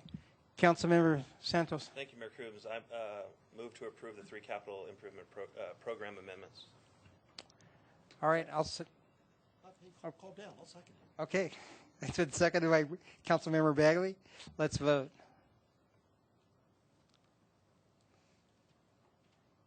That passes 6-0 with Councilmember Moore absent. Why don't we take a 5-minute break?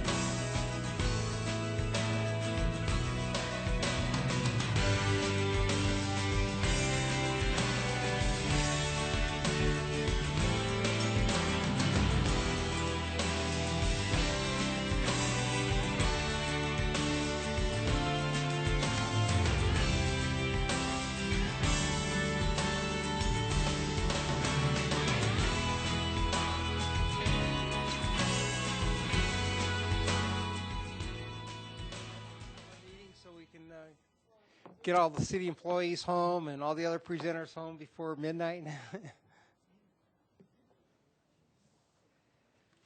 So now we're to our general business section. Mayor Coombs, the first item of business is for your Longmont General Improvement District Number 1, so you will need to recess and reconvene, and then I can read the resolution. Okay. Well, I move that we recess as the Longmont City Council and convene as the Board of Directors of the Longmont General Improvement District. All right, let's... I'm sorry, who seconded? Thank you. Joan. Can't hear you over here. So let's vote on that.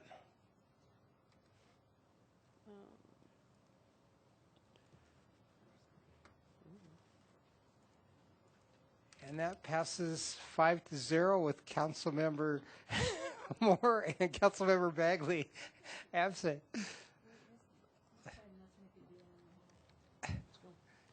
Okay. Okay, your next, your first item of business as the Board of Directors is Resolution LGID 2016-01, a resolution of the Board of Directors of the Longmont General Improvement District Number 1, enacting a supplemental budget and making an additional appropriation for the expenses and liabilities of the district for the fiscal year beginning January 1st, 2015. We do not have a formal staff presentation on this item, but there are people that can answer questions if you have them. Board Member Santos. Thank you, Mr. Chairman. I move Resolution LGID 2016-01. I'll second that. Let's vote.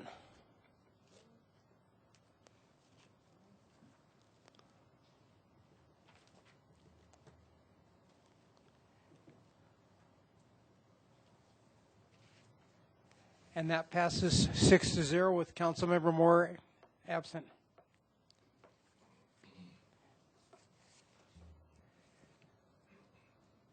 Well, I'll move that we reconvene as City Council. Second. All right, let's vote on that.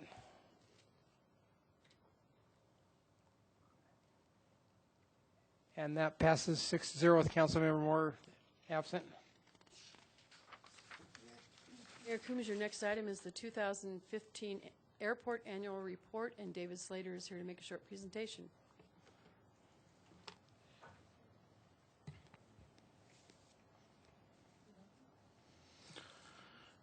Good evening, Mayor Coombs and members of the council. Want to just touch base with you on a few of the highlights and accomplishments of the airport and give you an overview of the report. I believe you already have the full version in your packet. So this was already presented and reviewed by the Airport Advisory Board and recommended to be presented to council. So in April 2015, which was the month after I came to work for the city of Longmont, we completed the final stages of the fence project and completed the punch list items to close that project out. And in 2015 also, we hosted and conducted a number of community outreach meetings. In May of 2015, I, as the airport manager, provided an airport informational presentation to the local Kiwanis Club. They were curious about the state of the airport. And in June, we had a public meeting that was presented by our outside legal counsel, Mr. Putnam, on what cities could and could not do with regards to airport noise or aircraft noise. And then additionally, we also had another public meeting that I held to get community feedback for our airport complaint process for noise and other things. And that policy was adopted in July of 2015, became effective in September. I do have a typo in the next paragraph. It says 14, it should be 2015 in July. We also hosted the annual Sister Cities program for Japan and Mexico. We hosted over 60 participants who were exposed to general aviation, many of them for the first time. This event included a skydive jump, which displayed the national flags from both visiting countries. We had a static aircraft display for them to see the different aircraft that operate. And a thank you to the Longmont Fire Department, who also participated and gave a tour of the fire engine and the fire trucks and allowed the kids to spray the hose. They seemed to get a good kick out of that. Several times they would spray it up into the air and let the water rain down on them, which was pretty nice during that time of the year. In October of 2015, the city of Longmont received a certificate of authorization for Iron Ridge Engineering UAS. Additional information is being provided to the FAA for the UAS USA application for their certificate of authorization, and we're anticipating to get that back hopefully in the middle of the year. So we'll have two companies that would operate under our certificate of authorization. Along with that, we would enter into an agreement for the operational use of the aircraft. And then in October of 2015, we hosted the 70th anniversary celebrating the Vance Brand Airport being in its current location. The event began with a presentation of colors by a local Boy Scout troop, the Longmont High School band playing the national anthem. A large flag was flown in by a skydiver, the American flag, and additionally there was a mayoral proclamation that October 28, 2015 to be known as Vance Brand Municipal Airport Commemorative Day. Attendance included airport advisory board members as well as the mayor and members of council. There was food, beverage, and cake provided, and was closed out with an a cappella group singing America the Beautiful. Additionally, the airport received a design grant from the FAA and state to complete the design portion of our taxiway rehabilitation project. We anticipate the construction to be completed by the end of the spring of this year. We are in the process. We have submitted the grant application for the construction portion of that project. And finally, the airport contracted to perform crack sealant and pavement patching for distressed pavement areas in locations on both on the south side and north side of the airport. And we expended approximately $15,000 to rehabilitate those distressed areas. The noise abatement review. There were some new things that came about during the course of 2015. So prior to reviewing that complaint data, I think it's important to note that with the transitioning to using the city's service request system, there are other categories that show other things beyond just complaints.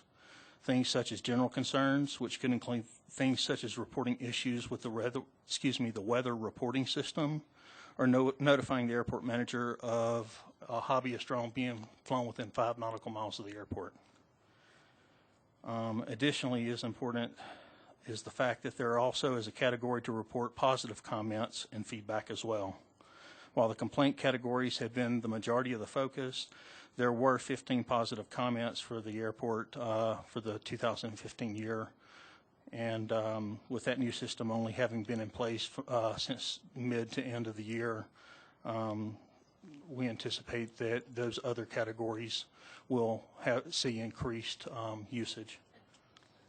The 2015 noise complaint data base shows a decrease of 684 complaints compared to the 2014 calendar year. This year, the airport recorded 969 complaints, in which 898 were directed at the skydiving business. The total number of people who complained also decreased by 20, down to from 110 to 90 people. Touch and go operations generate the majority of the non-skydiving complaints, as in past years. The majority of the complaints are received on weekends from May through September, which are the busiest months for the airport. Generally flying the pattern from a half to a 3/4 of a mile on either side of the runway, depending upon the traffic pattern, seems to be adhered to in general. And of course, on the following pages, you'll see the the analysis by complaint type for the 2015 year. Following the table will be that table will be a breakdown of historical aircraft complaints for comparison, and the final table breaks down the total number of complaints into groups of how many complaints there were by how many complaints made. For example, there were 37 people that complained one time, 14 people that complained 2 times, and so forth and so on. I'll be happy to answer any questions you may have. Councilmember Christensen? Thank you for this report. Aside from Mile High and the noise, which I don't want to discuss, we've already discussed, I want to thank you for coming to Longmont. I think that the airport, as a result of you being there, has a new sense of courtesy and order and profitability and a lot of things, and fun, which is what we want at the airport. Because as somebody who spent a lot of my time at airports when I was a little kid, going to air shows, it should be fun. I mean, that's ultimately what. It should also be profitable for the city, but it was designed as a place for people with their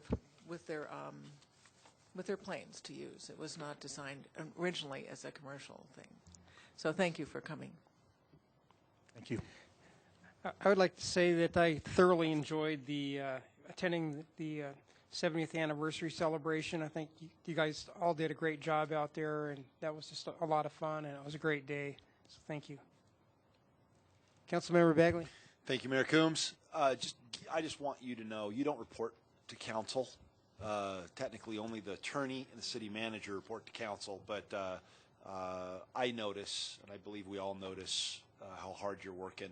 And it's not easy, given the changes you're trying to make in order to get us compliant with the FAA on, over-the-fence mechanics and lease increases, mile-high skydiving, the pushback that you're getting from many of the pilots. When everybody's mad at you, it means you're doing a good job. And so we're not mad at you. I don't know what that means, but I just recognize your efforts and how hard you're working. So thank you. Thank you, sir. And more importantly, when you're not around, Harold says the same thing. Councilmember Finley.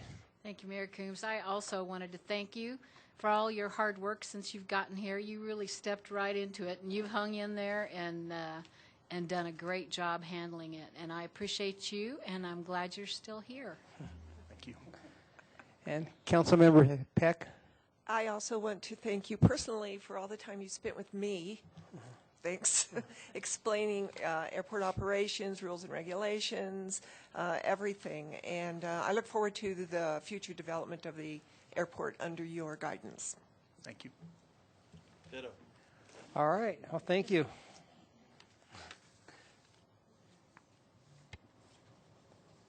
Mayor Coombs, your next item, excuse me, is Village at the Peaks update, and Jim Golden will make that presentation.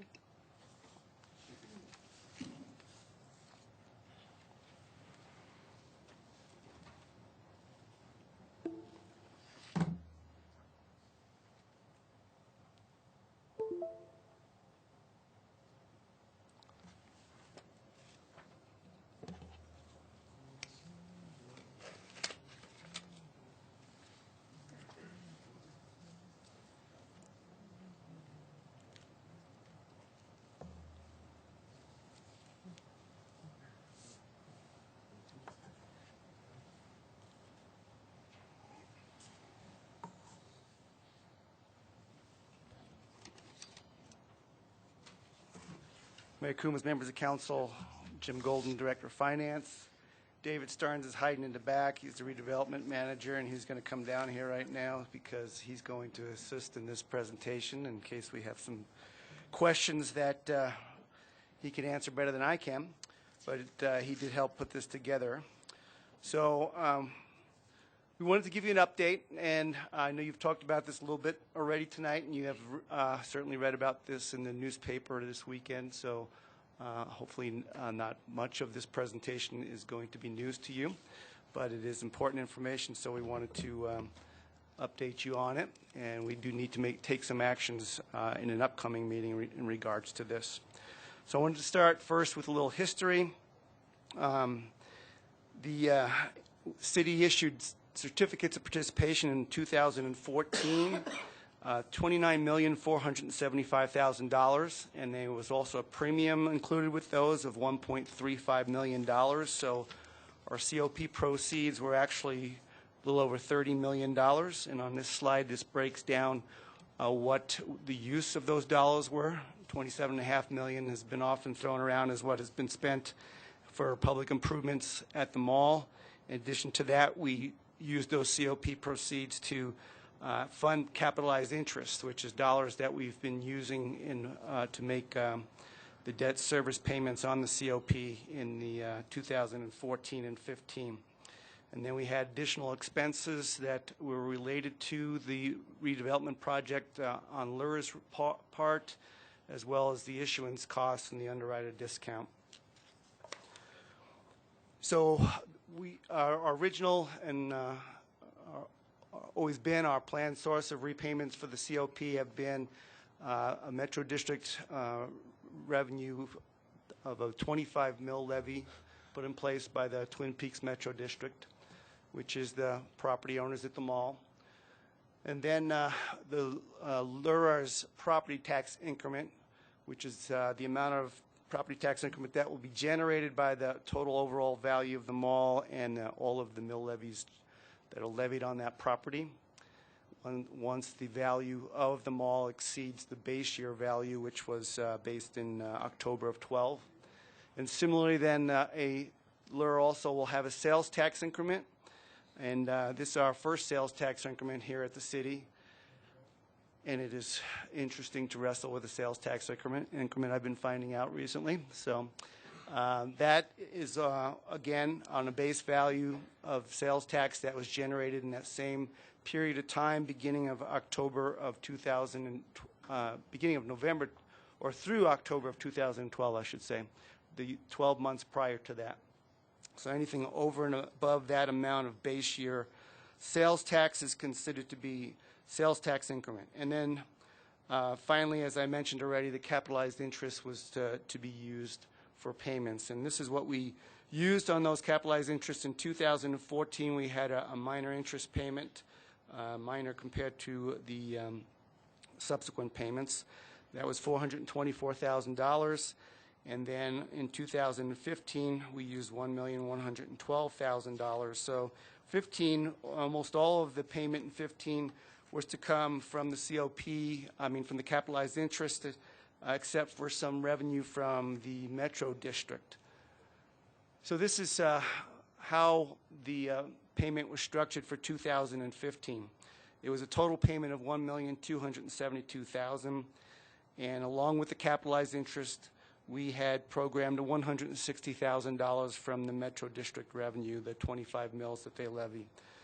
That was based on a projected value, and so the actual value resulted in a lower amount of Metro District revenue in 2015 than the $160,000 that was expected. So as you see here, we instead received $100,000 from that source.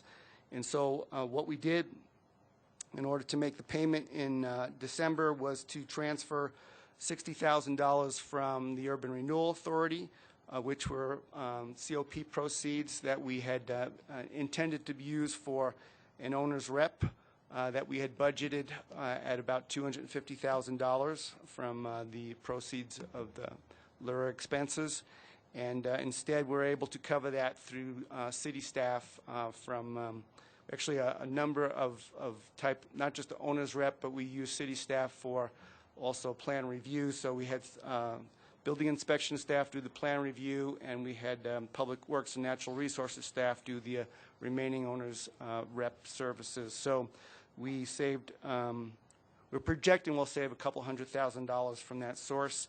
And so we moved $60,000 over in December to make this payment for 15.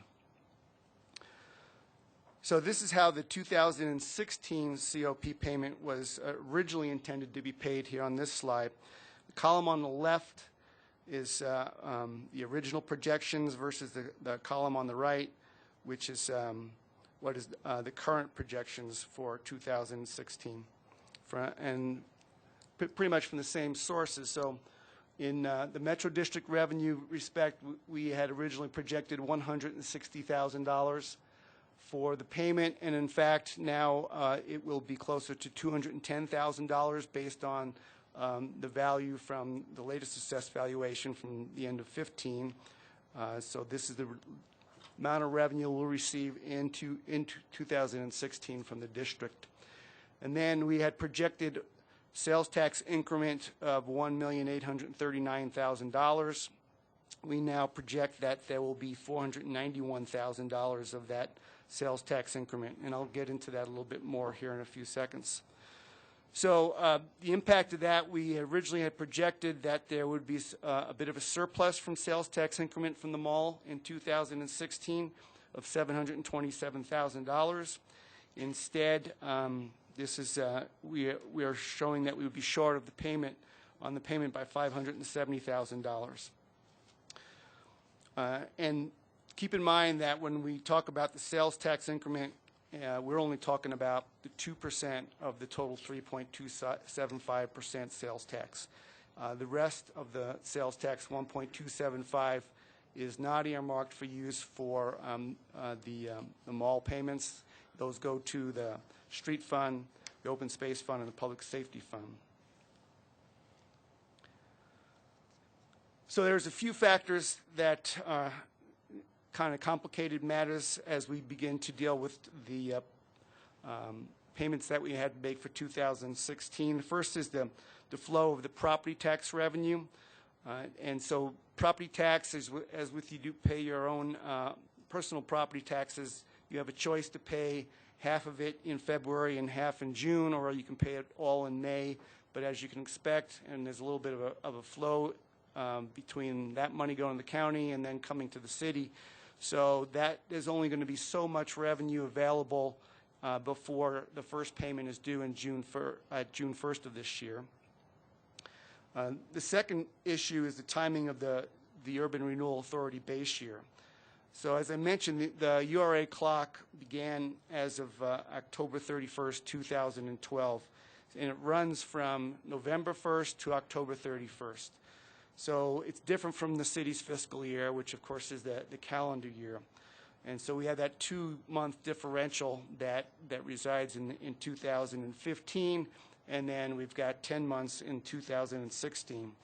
So beginning of each year at November 1st, the sales tax that we receive from the Village at the Peaks area must first go toward the base amount of sales tax. That goes directly to the city, to the 5 traditional funds that it would typically have gone to in the past. Once it reaches the base amount, which is a total of $723,398 at the full 3.275%, but it's also $441,770 at the 2% level. So once we reach that $441,770, any other sales tax that we receive after that is considered to be sales tax increment through October 31st. So for the rest of that URA fiscal year.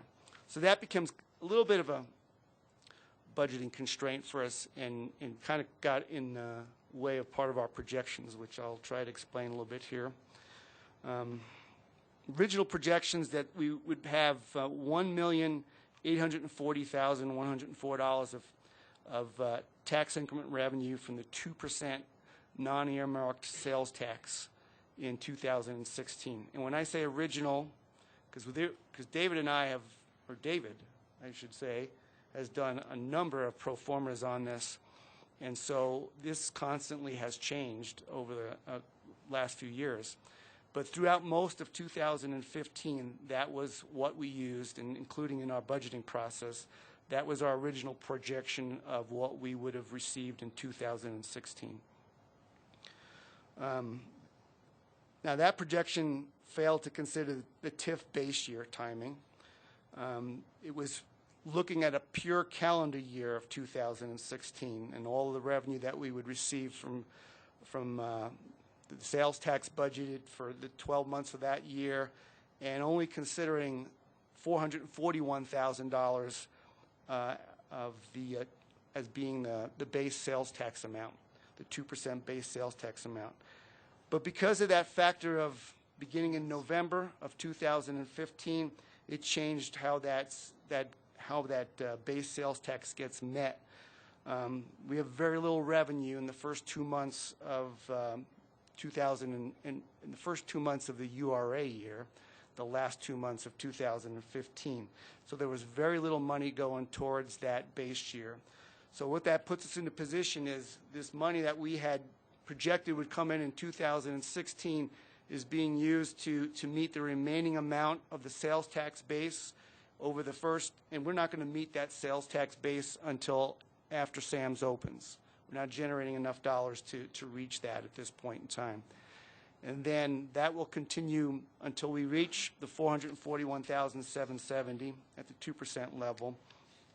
Then we get to the end of October, and now we're starting to reach a new base year. And so really the revenue from November and December from them all, the 2%, will go again to the next base year's amount. So in fact, it's a much larger amount of dollars that we are putting towards the base year amount in 2016 calendar year than what we had originally projected.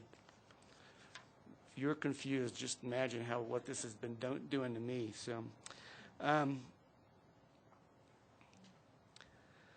So the new projections are most recent after we removed Whole Foods here from 2016, and we also changed start dates as well as some sales projections for some of the other retailers, the more that we knew about what was coming to play and when openings would be.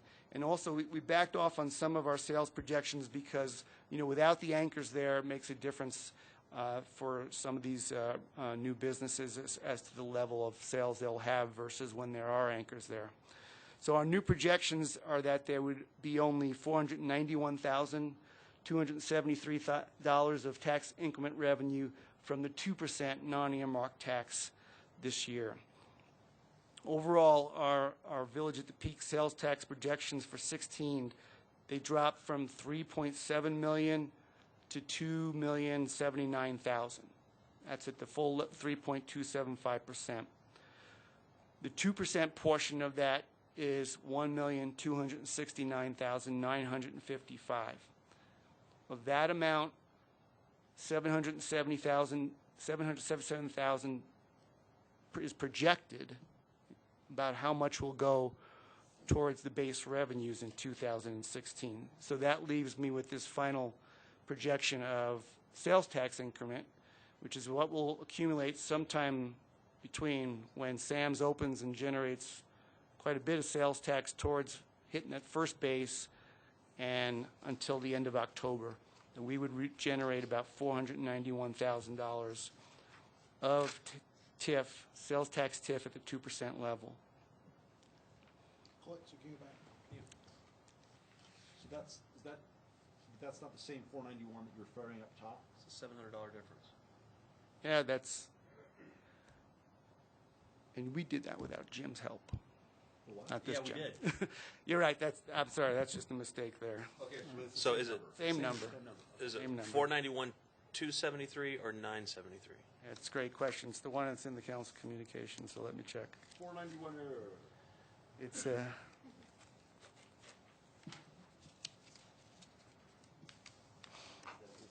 973.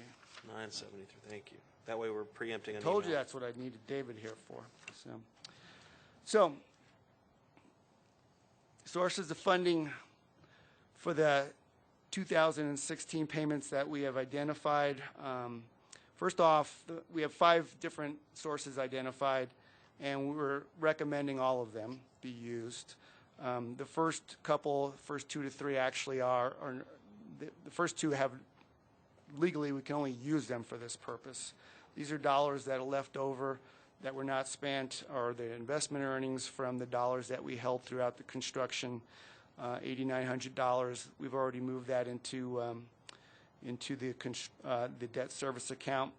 We have cost of issuance savings of $60,000, which we will also move into the debt service account.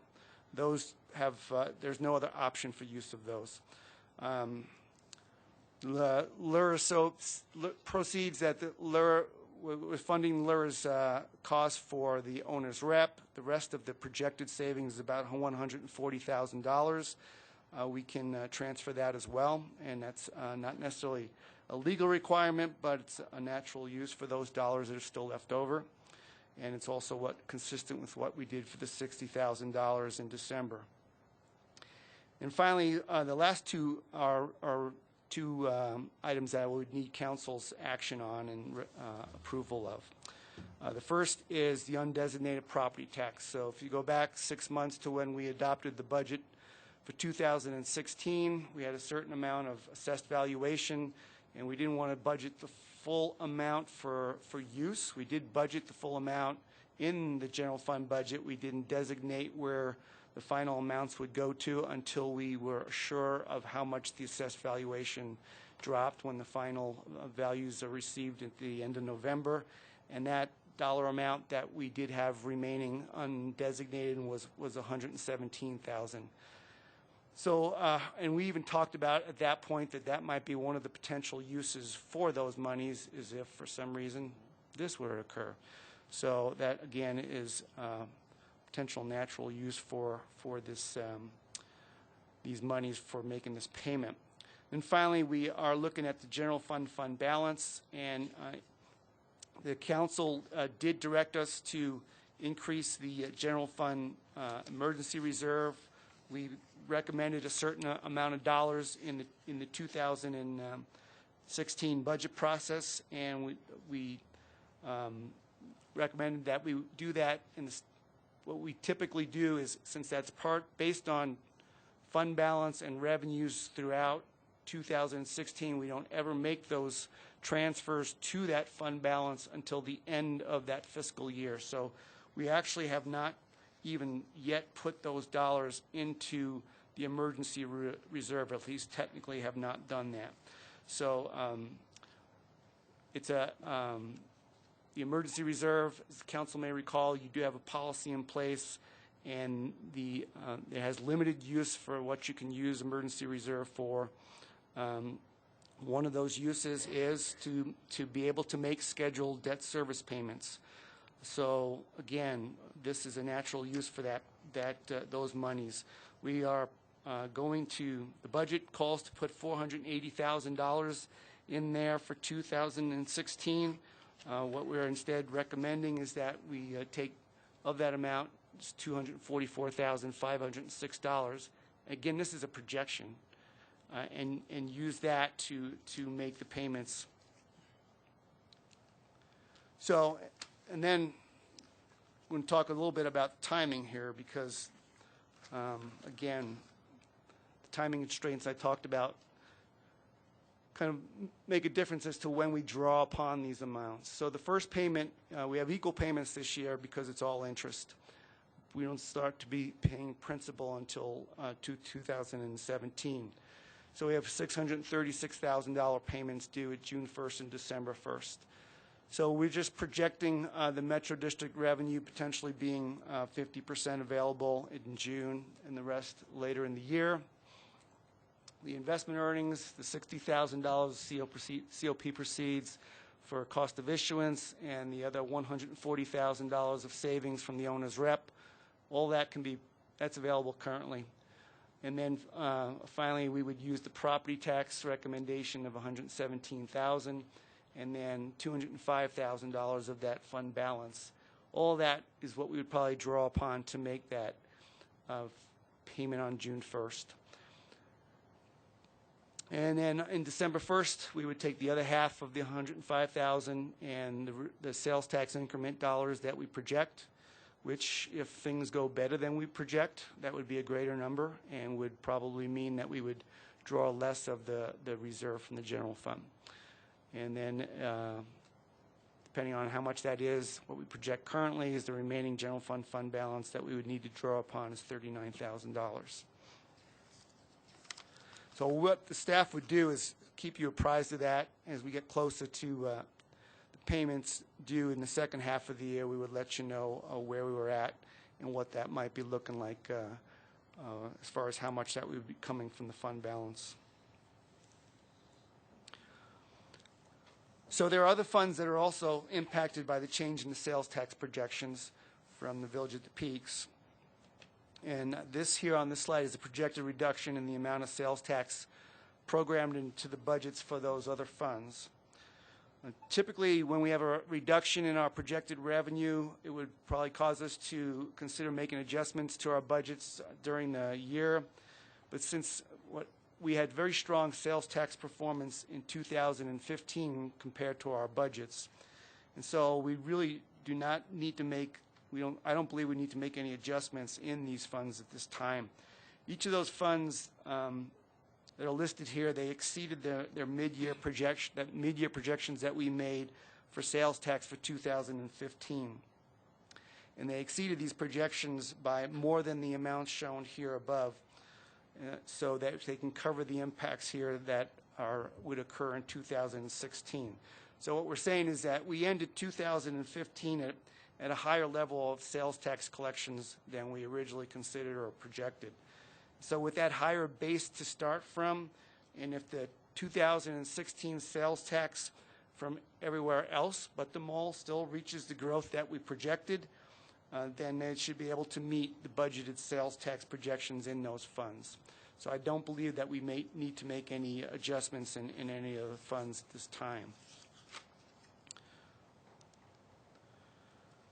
So looking into the future, and I do have some more information to report today. It's a dynamic issue. It keeps changing, right?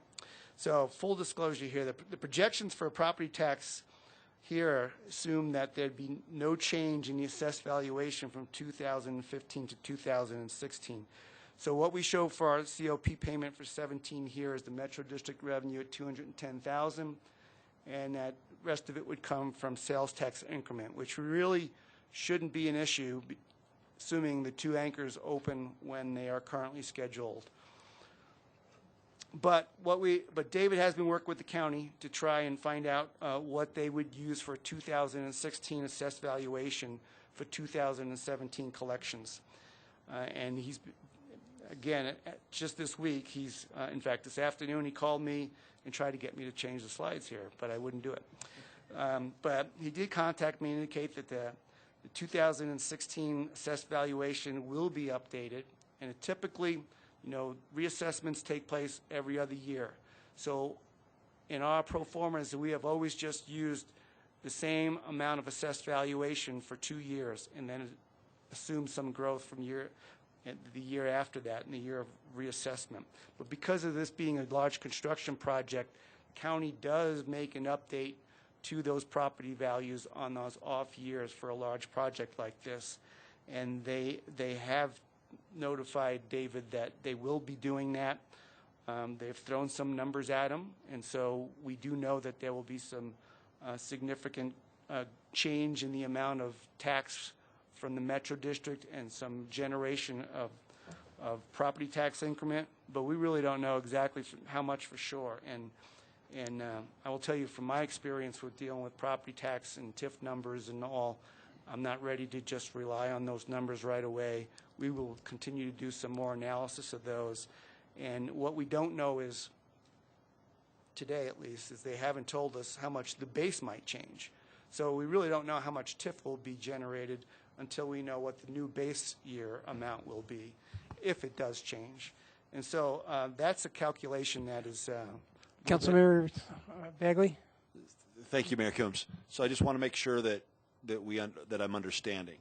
So basically what you're saying is, even though we had delays in the opening of Whole Foods and Sam's Club, which decreased the sales tax increment that we expected, because of the improvements that we made on the mall, the property value increased, which we don't know how much, will bring property tax money into the general fund that could also be used to... Not to the general fund. Where does it go? It's property tax increment. So that will be property tax increment, but that's also money that's available to cover that COP payment. That's correct. Okay. All right. Just making sure that we all understood. We don't know exactly how much, but we do know that these numbers that we're using today, our projections for those two sources, $210,000 from the Metro District and $0 from the property tax increment, those will both go up. And the value, we could go up close to $1 million. So it's going to make a significant difference in our ability to make the payment in the future. So it's a big change for our projections for 2017. In 2018, they should start to normalize to what we were projecting. So it's going to make a difference for 1 year. I don't want you to think this has got a rollover effect from year to year. But the fact that we were short in our projections for 2016 means we're in this position today where we're needing to come up for some money to make the payment. We have the opposite impact in 2017. So we should be fine to make the payment, and there should be, we already had projected previously with these amount of property tax increment and Metro District revenue that I just mentioned, we projected that the sales tax increment revenue alone would finish to make the payment and generate close to $850,000 of surplus sales tax. We could have up to $1 million more over on top of that. So those numbers, they still need to be, ironed out and formalized, but I wanted to give you a sense of what there's at for 2017. And then 2018, it kind of makes this one moot, but our Metro District revenue, when we start to reach that full amount of value, is closer to $605,000. The property tax increment would be $1,344,000. These are the projections we've been using all along. So 2017 is going to be somewhere between the $210,000 and these numbers that we're showing here. But the sales tax increment revenue, again, will also continue to grow depending on activity at the mall. So I guess moving past that into just the rest of our update. Hey, Jim, so I think what's important in this too is really underscoring the impact that the valuation has in terms of generating the Metro District revenue and the property tax TIF, because that number, and correct me if I'm saying this wrong, that number helps us balance out on the sales tax TIF. And so those valuations coming onto the roll really mean a lot to the security of this. Great. That's correct. So we go to the Metro District payment and the property tax increment first to make the COP payments, and then we fill the gap with sales tax increment. These numbers may be a little bit outdated, I'm sure, and I know Mr. Ginsburg's in the audience, and he may have more current numbers, but a few weeks ago, these were the number of businesses open at the Village at the Peaks. I don't know if Perry's has since opened or any others, but they certainly were close to opening. They are currently 73.2% leased without Sam's Club and 81.9% leased with Sam's Club. And all buildings are constructed except for Building 2, 3 front restaurant pads, and Sam's Club. So that's all we had, but we'd be glad to try to answer any questions on any of this information. Councilmember Christensen. Do we have any updates on when Sam's Club will be opening and when Whole Foods will be opening? Want to ask Alan? I'll invite Mr. Ginsburg to come down and try to answer that. I'm sure he knows better than I would.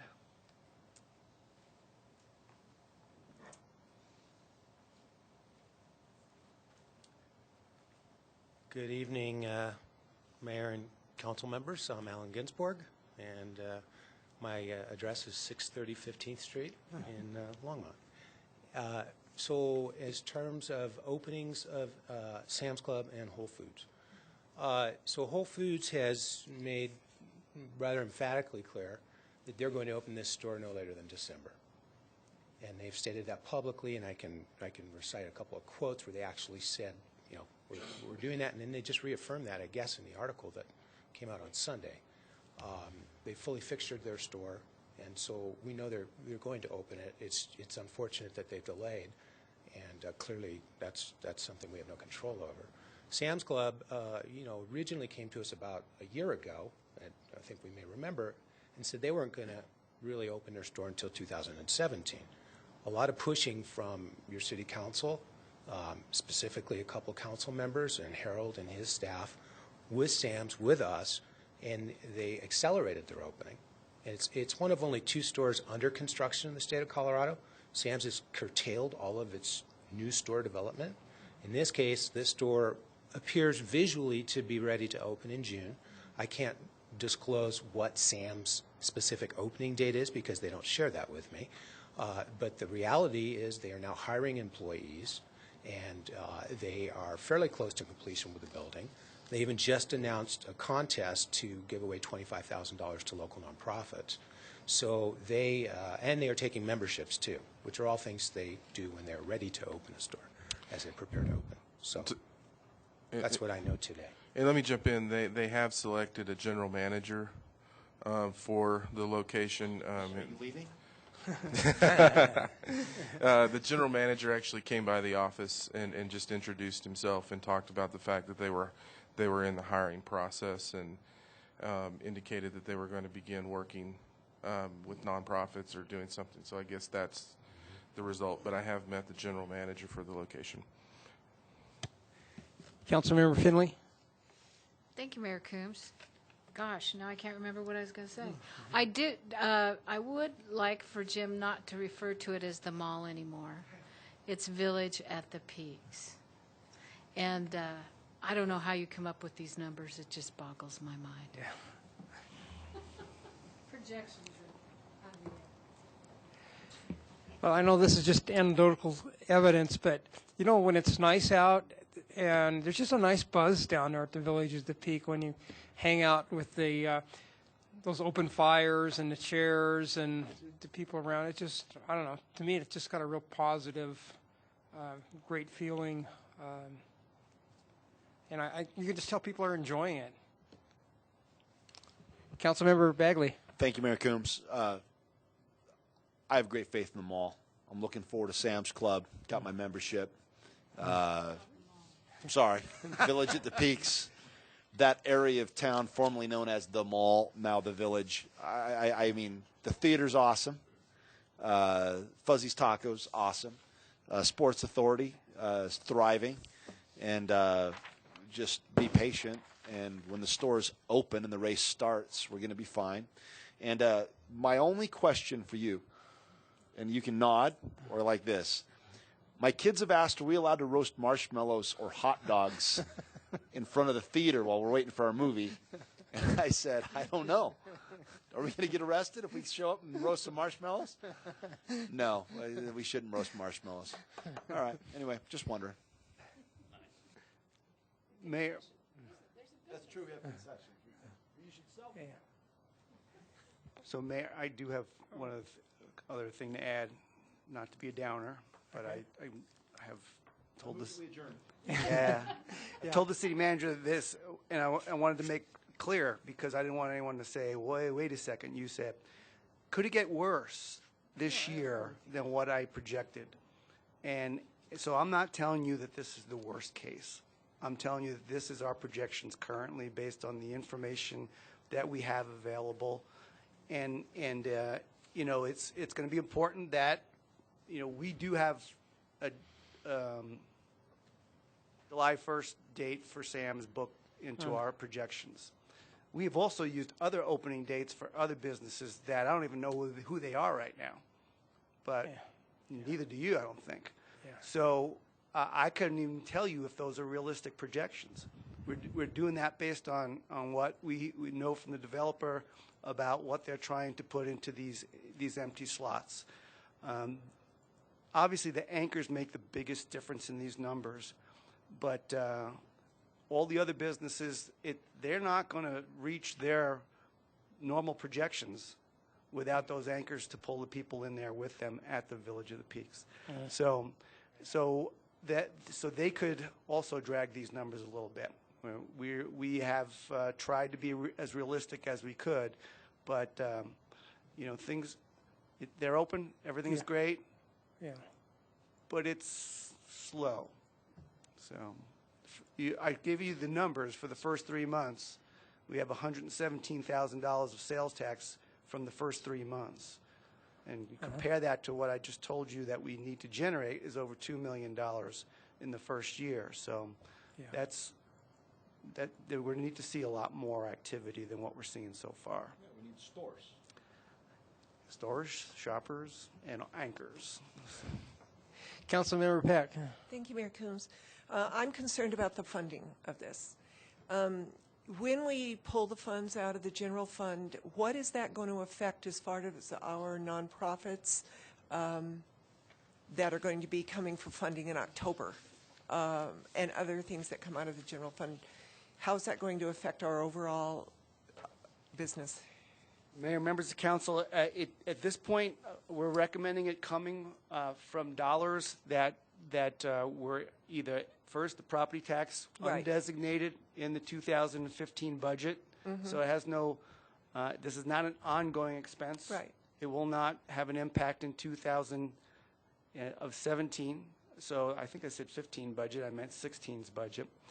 And then as far as the fund balance goes, those dollars were going to go into the emergency reserve. They would not have been available for use for any other outside agency, as you mentioned. These are dollars that once we put them aside, they're only there for emergencies, which short of coming up with not being able to make a debt service payment, usually is really talking about acts of God, natural disasters. And again, to point out, we had one of those a few years ago, and we didn't even at that point tap into these reserves. So I don't see this as impacting your ability to fund anything in the 2017 budget. But as you mentioned, these are all just projections.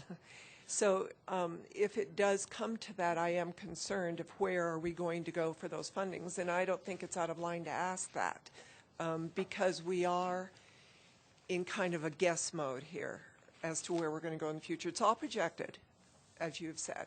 So I'm just going to throw this out there. You mentioned to me that we do have that fund that was for emergencies when we were self-funded for health care. And can that fund be earmarked for any of these COP payments?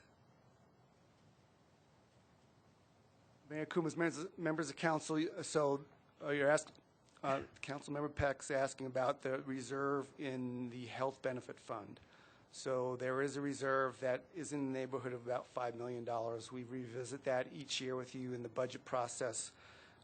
It's there. It helps to supplement funding for our actual requirements to fund our retiree health care benefits. It also funds our wellness programs, and it supplements any funding that we might come up short in our annual health benefit costs as compared to our projected revenues.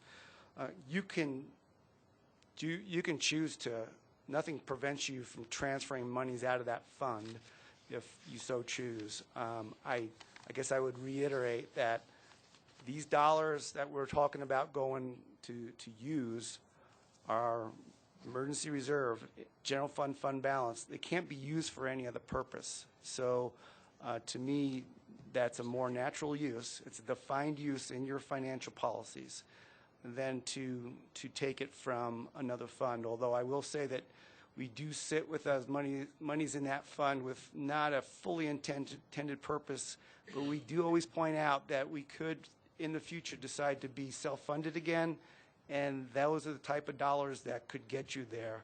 Otherwise, when you get self-funded, you need to be able to have a reserve for not just the claims you're paying today, but 3 months out into the future each year. So that's why that fund existed in the first place. Okay, well, I'm going to move that we follow your recommendations. Mayor, I think Mr. Ginsburg would like to make an additional comment if the council chooses. The Bagley family can always roast marshmallows at the shopping center. Thank you, It's the hot dogs that make me nervous. So what I do want to do is tell you about the performance of the project based on this extremely short measurement period when so many retailers are just barely opened. But so to try to draw a trend from this data to me is very, very premature because we don't have huge trend lines. The good news is the trend lines we do have are unusually positive for a center of this nature, particularly because Whole Foods and Sam's Clubs have not opened yet. And so I want to give you some data that because we talk to our merchants weekly about their sales. And I can't divulge proprietary sales data, but what I can tell you is that right now, Bad Daddy's had, when they opened their store, it was the second best opening they've had out of 9 in the state of Colorado. Chuck and Don's was, they claim, by far the best opening out of 5 in Colorado, and that includes their store in Cherry Creek. Regal is now in the top 10 in sales volume in the state of Colorado, including 24 plexes. So I think we scratched a big itch there. Ripple Effect, they're up in Fort Collins. They doubled their sales on grand opening at this location versus Front Range Village, which is a similar project in the city of Fort Collins. Compared to our Foothills Plaza up in Fort Collins, so today, now with current numbers, we're 87% leased. They're at about 70%, so we're about 25% ahead of where they're at. And then in terms of open tenants, and remember, we started these projects at the same time. We're about 80% open in terms of the space that we've built, and 53% at Foothills is open. So we're doing well on that, but we're also not resting on our laurels. We've gone out to combat the delayed opening of Whole Foods, and we've already spent about $200,000 in the first 5 events that you've seen that have been either music or the tree lighting.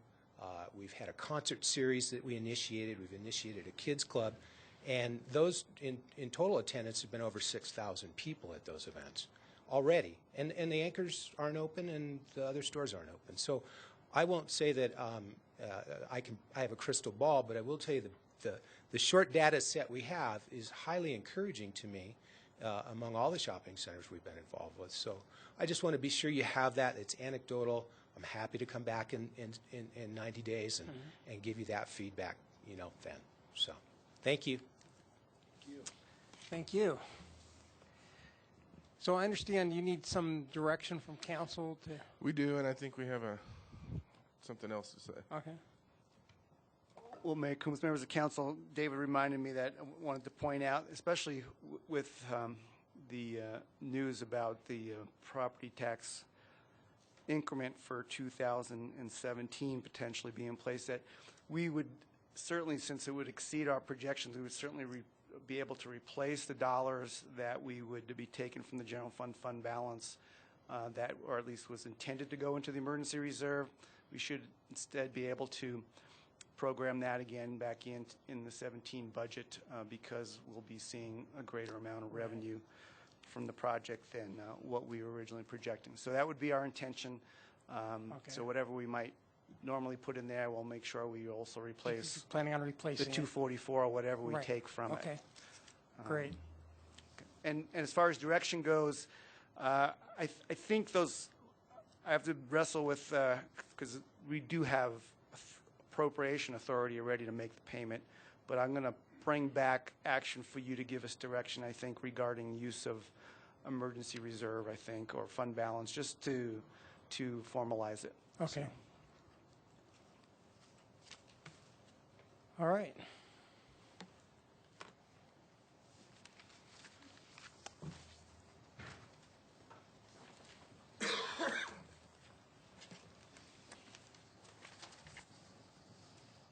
Mayor Coombs, your next item is your board and commission appointments. I did place some ballots at your desk.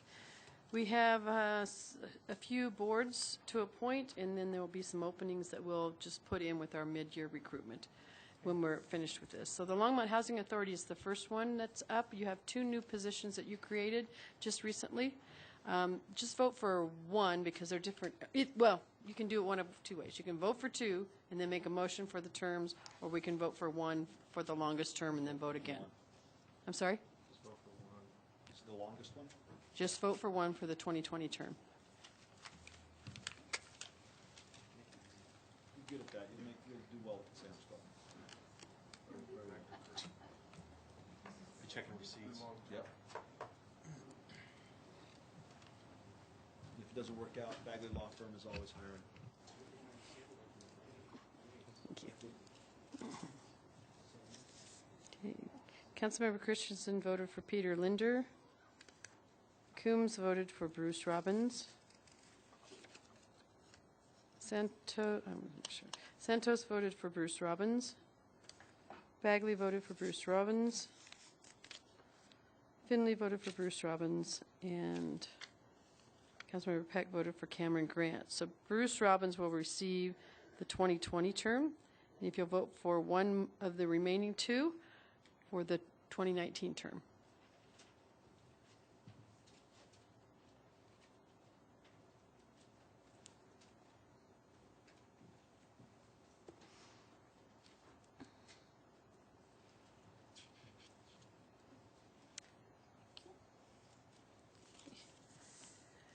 Councilmember Peck voted for Peter Linder. Bagley voted for Peter Linder. Councilmember Christensen voted for Peter Linder. Mayor Coombs voted for Peter Linder. Santos voted for Cameron Grant. And Finley voted for Peter Linder. So Peter Linder will receive the 2019 term. Okay. Master Board of Appeals, just vote for one for the regular position, and then we'll come back and vote on the alternate term.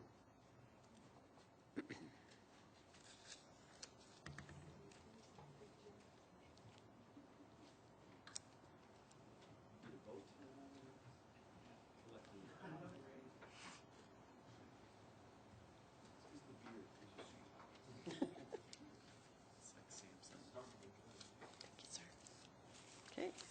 Councilmember Finley voted for Tom Martinez. Santos for Tom Martinez. Peck for Tom Martinez. Coombs for Scott Gwynn. Bagley for Scott Gwynn. And Christensen for Tom Martinez. Tom Martinez will get the regular member term. And you can, since the other two terms are both alternates, you could vote to just appoint Scott Quinn to one of the alternate terms if you wanted to, the longest one. Or you could take a vote. I don't care.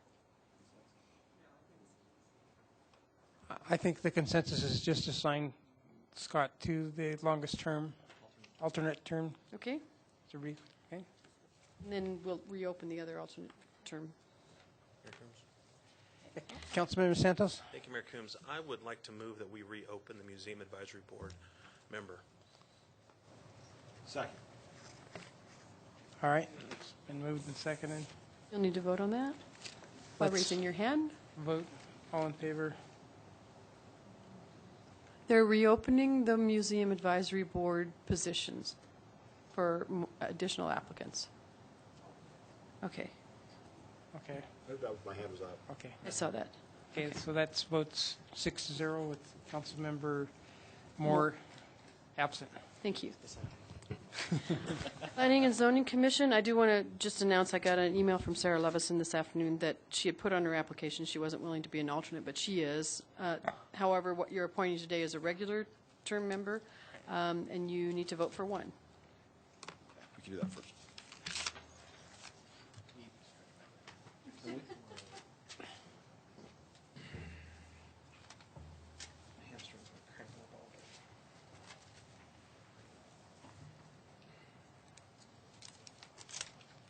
I would like to clarify before I move off of the Museum Advisory Board. Do you still want us to bring back Paul Tiger's application with additional ones? Sure. Yes. You just would like some additional choices. Okay. Councilmember Christensen voted for Judson Hyde. I'm sorry. Councilmember Bagley voted for Sarah Levison. Councilmember Mayor Coombs, I'm sorry, voted for Judson Height. Councilmember Peck voted for Sarah Levison. Councilmember Finley voted for Judson Height. And Councilmember Santos voted for Judson Height. So Judson Height did receive 4 votes, and we'll get the regular position vacancy. Thank you very much. Now, Actually, excuse me? We have an alternate position now. Judson Was he the alternate? Yeah, he was the alternate, so now we got to, Okay. You want to vote to replace? Okay.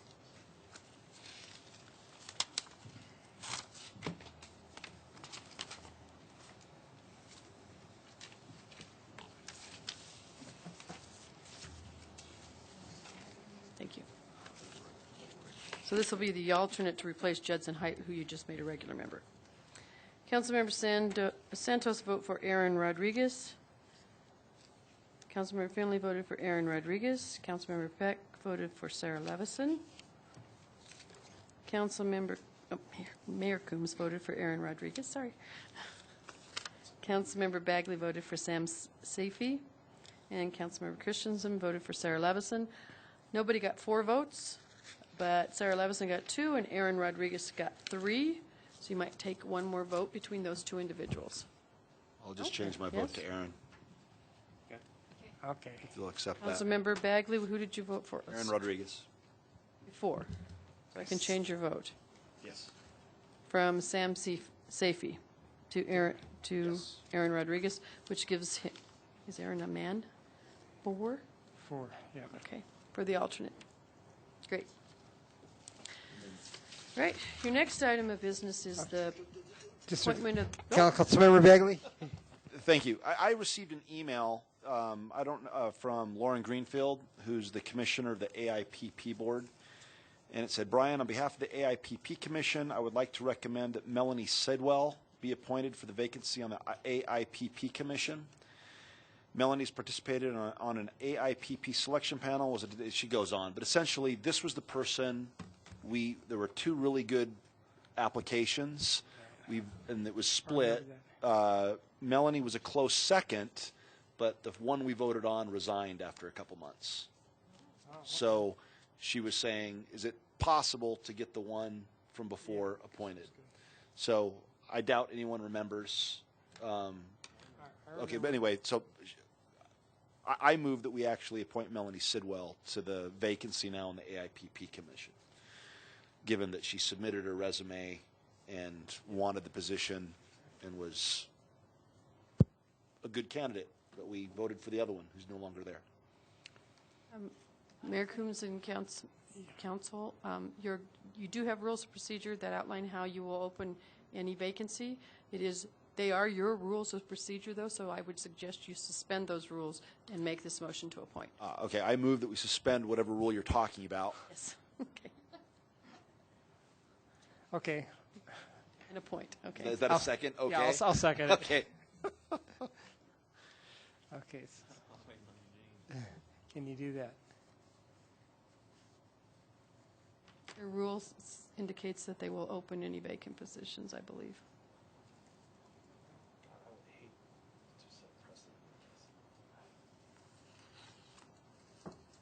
So the motion is to suspend your rule of procedure and appoint Melanie And to Sidwell. appoint, and to go ahead and appoint Melanie Sidwell to the vacancy on the AIPP Commission that was most recently made available by the resignation. It was seconded by Coombs, so we just need you to vote on that. I have a comment. Oh, Councilmember Santos. Mayor, when I first got on council, the council at that time did this many times. They would bring applications to the council meeting, and it kind of got out of hand. I would hate to see this happen again. It's nothing against Melanie Sidwell. I kind of know her, but I would feel comfortable if we reopened the applications instead of suspending our rules. Suspending our rules should be done very rarely. So that's my biggest concern, is the fairness and suspending the rules. Again, it happened continuously from 2007 to 9. So, okay, good point. Councilmember Christensen.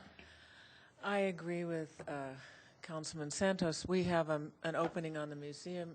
The Art in Public Historical Preservation Committee also, and we have Ms. Salazar, who's currently an alternate, and we could just appoint her too. But it's just fair in the long run to open it up again because it's going to be opened starting in April. Yes, so Okay. I just think it's a fairer situation. I agree with Councilman Santos. Councilmember Bagley? Thank you, Mayor Coombs. Thank you, Mayor Coombs. I can understand the concern. I think it's a little different here that she did submit the application and went through the process, and the person we chose bailed. So that was the only reason I was thinking that, well, let's just go ahead and appoint the one that we almost voted for but decided not to. And so, but it's not the end of the world. I'm sure she'd submit an application and run back through. So, but I believe we have a motion and a second, so we can vote on it and see what happens. And then, if not, we'll open it up.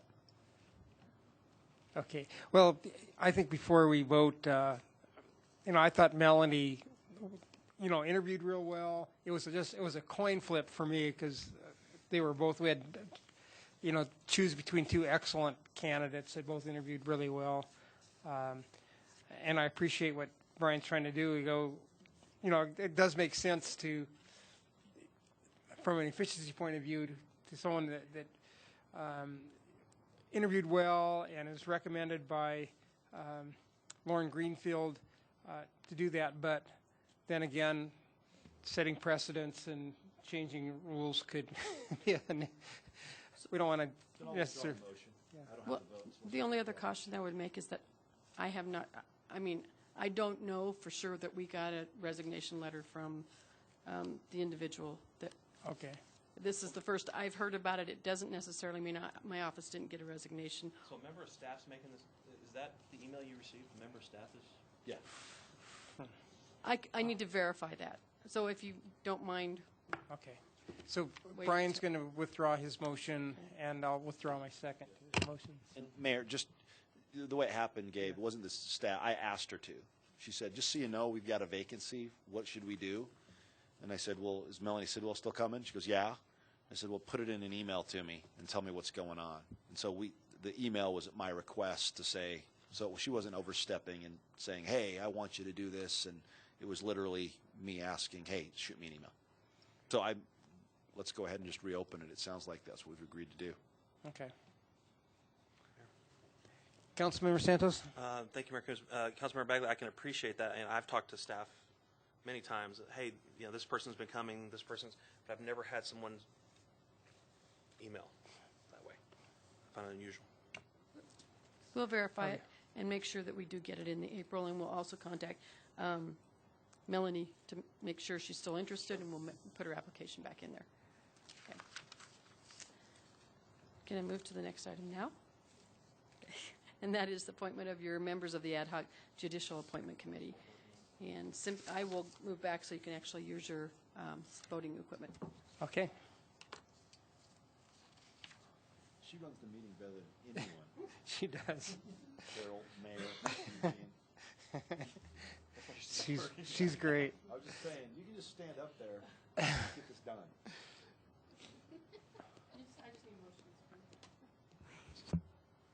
Councilmember Santos. Let's take these one at a time.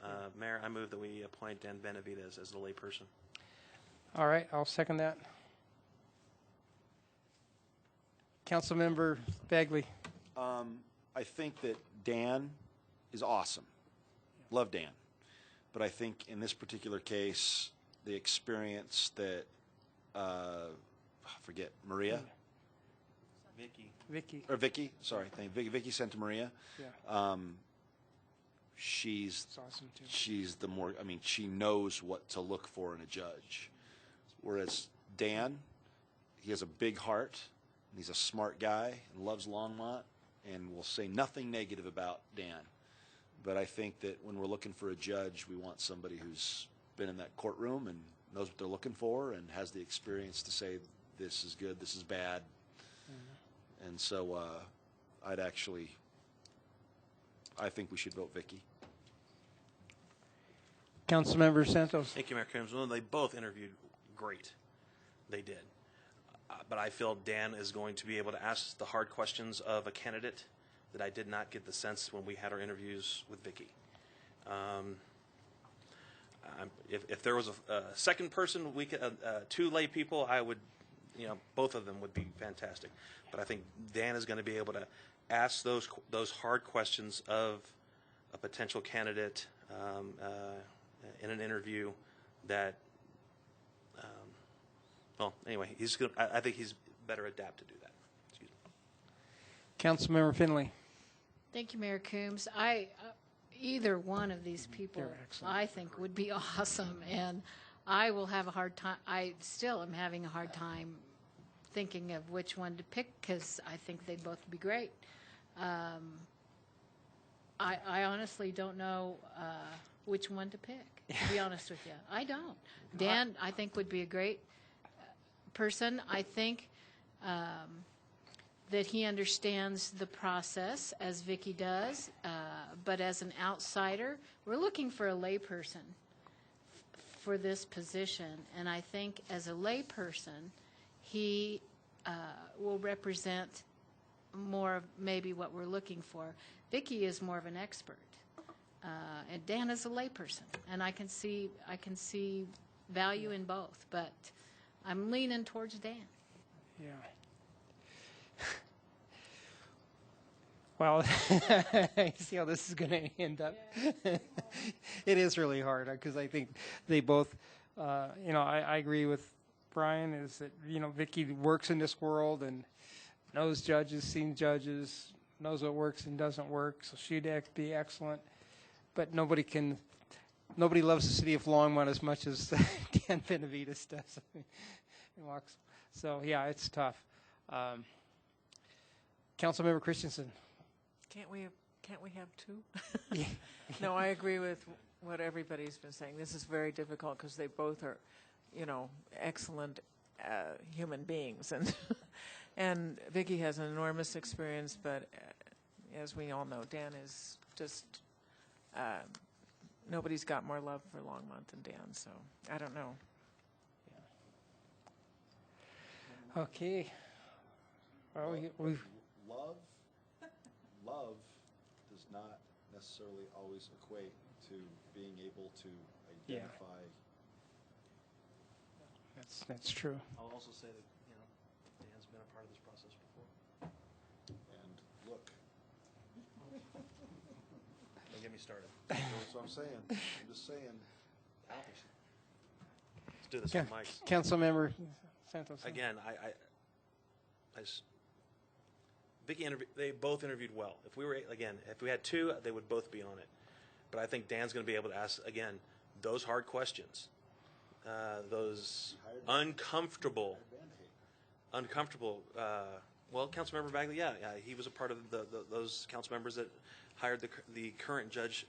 And from what I understand, she was very good at the beginning of her tenure. I will not talk about the last several years. Because my feelings are pretty well known on that subject.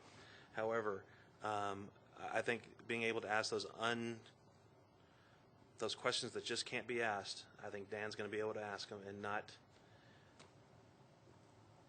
be quiet, as I saw in the interview with Vicki. Hey, I'm more inclined to vote for somebody, Vicki. Vicki, my wife, and everything else. Okay, I guess we've. Yeah, we have no consensus. Well, We do have a motion on the floor. Yeah, we have to vote. Okay, so we're voting for Dan Benavides. Yes or no? Let's go ahead and call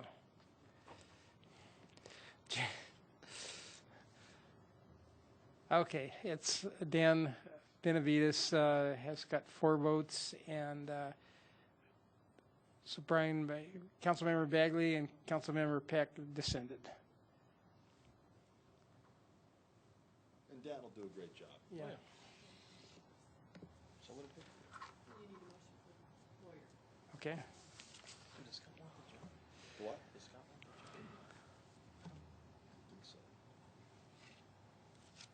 Tony or Scott? Councilmember Bagley. I move we appoint Scott Oliver. All right. The only thing I have to say, I think Scott would be an excellent judge. So that's my only comment. And I would like to thank, there's nothing on, again, these 4 individuals came, they're going to spend a great amount of time doing what we've asked them to do as far as finding a judge, along with the district court judge that's going to be basically the head of this committee. I want to thank them all for at least taking the time and saying, yeah, I'll interview for this long, hopefully not too long a process, but it's going to be a time grilling. So thanks to Vicki, Dan, Scott, and Anton. Yeah. Okay, well, I'll go ahead and second Brian's motion. I think Anton Dwork is an excellent I don't care. attorney too. I mean, it's the same situation here. I've known him, but Scott, I was real impressed with him too. So, all right, Councilmember Bagley. And Scott appears in that court quite often, understands the workings, ins and outs of the municipal court, is well respected as an attorney. I don't know if he'd apply or not for the judgeship, but I think that there's nothing to say that Chief that Judge Mulvihill and Dan Benavidez couldn't put his name forward. Yeah, I mean, that doesn't prohibit anything. Yeah. But I think that Scott, he was a go-to person for the judge for many years, saying, hey, Scott, you do the free work. And so got assigned cases. And Scott also loves Longmont, but also brings an experience to it that I think I would trust. Okay. Councilmember Finley. Thank you, Mayor Coombs. I think that I really liked the way Scott presented himself. I would love to see him as our city attorney, our city judge. If he should choose, sorry, Eugene, city judge. Sam's Club's hiring Eugene. No. It's late. It's way past my bedtime. Anyway, should Scott decide that he wants to perhaps become our city judge, then I think we should have Anton fill in for him on this committee. He can say, no thanks, I'm going to apply. Yeah, exactly. All right, well, let's go ahead and vote now for Scott.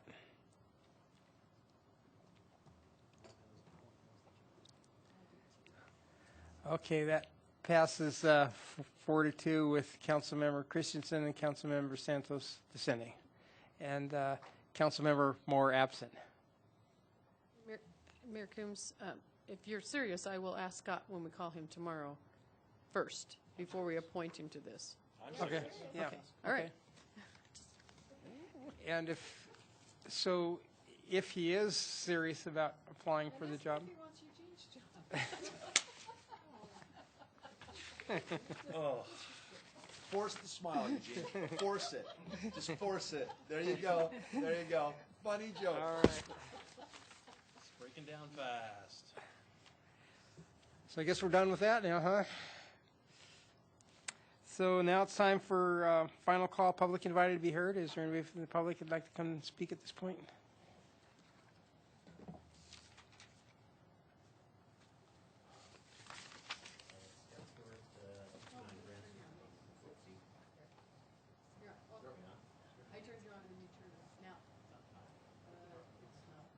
One, two, three. There we go. Hi, Mayor Combs, City Council, Scott Stewart, 229 Grant Street. Spoken to you before on basically one issue. I appreciate your time. I thank you for your thoughtful efforts in this. I appreciate the city and the city employees for what they're doing. I just want to take the time to say thank you. Beautiful place to live. I've raised a family here for 16 plus years. I plan to be here for a lot longer. Thank you for your efforts. Thank you. Is there anybody else from the public who'd like to speak? All right, I'm going to close final call, public invited to be heard. So now it's time for mayor and council comments. Councilmember Santos. Thank you, Mayor Coombs. Well, I'm very appreciative of that. Having been on council for 8 years, this is, as Councilmember Bagley said earlier, this has been an ongoing issue that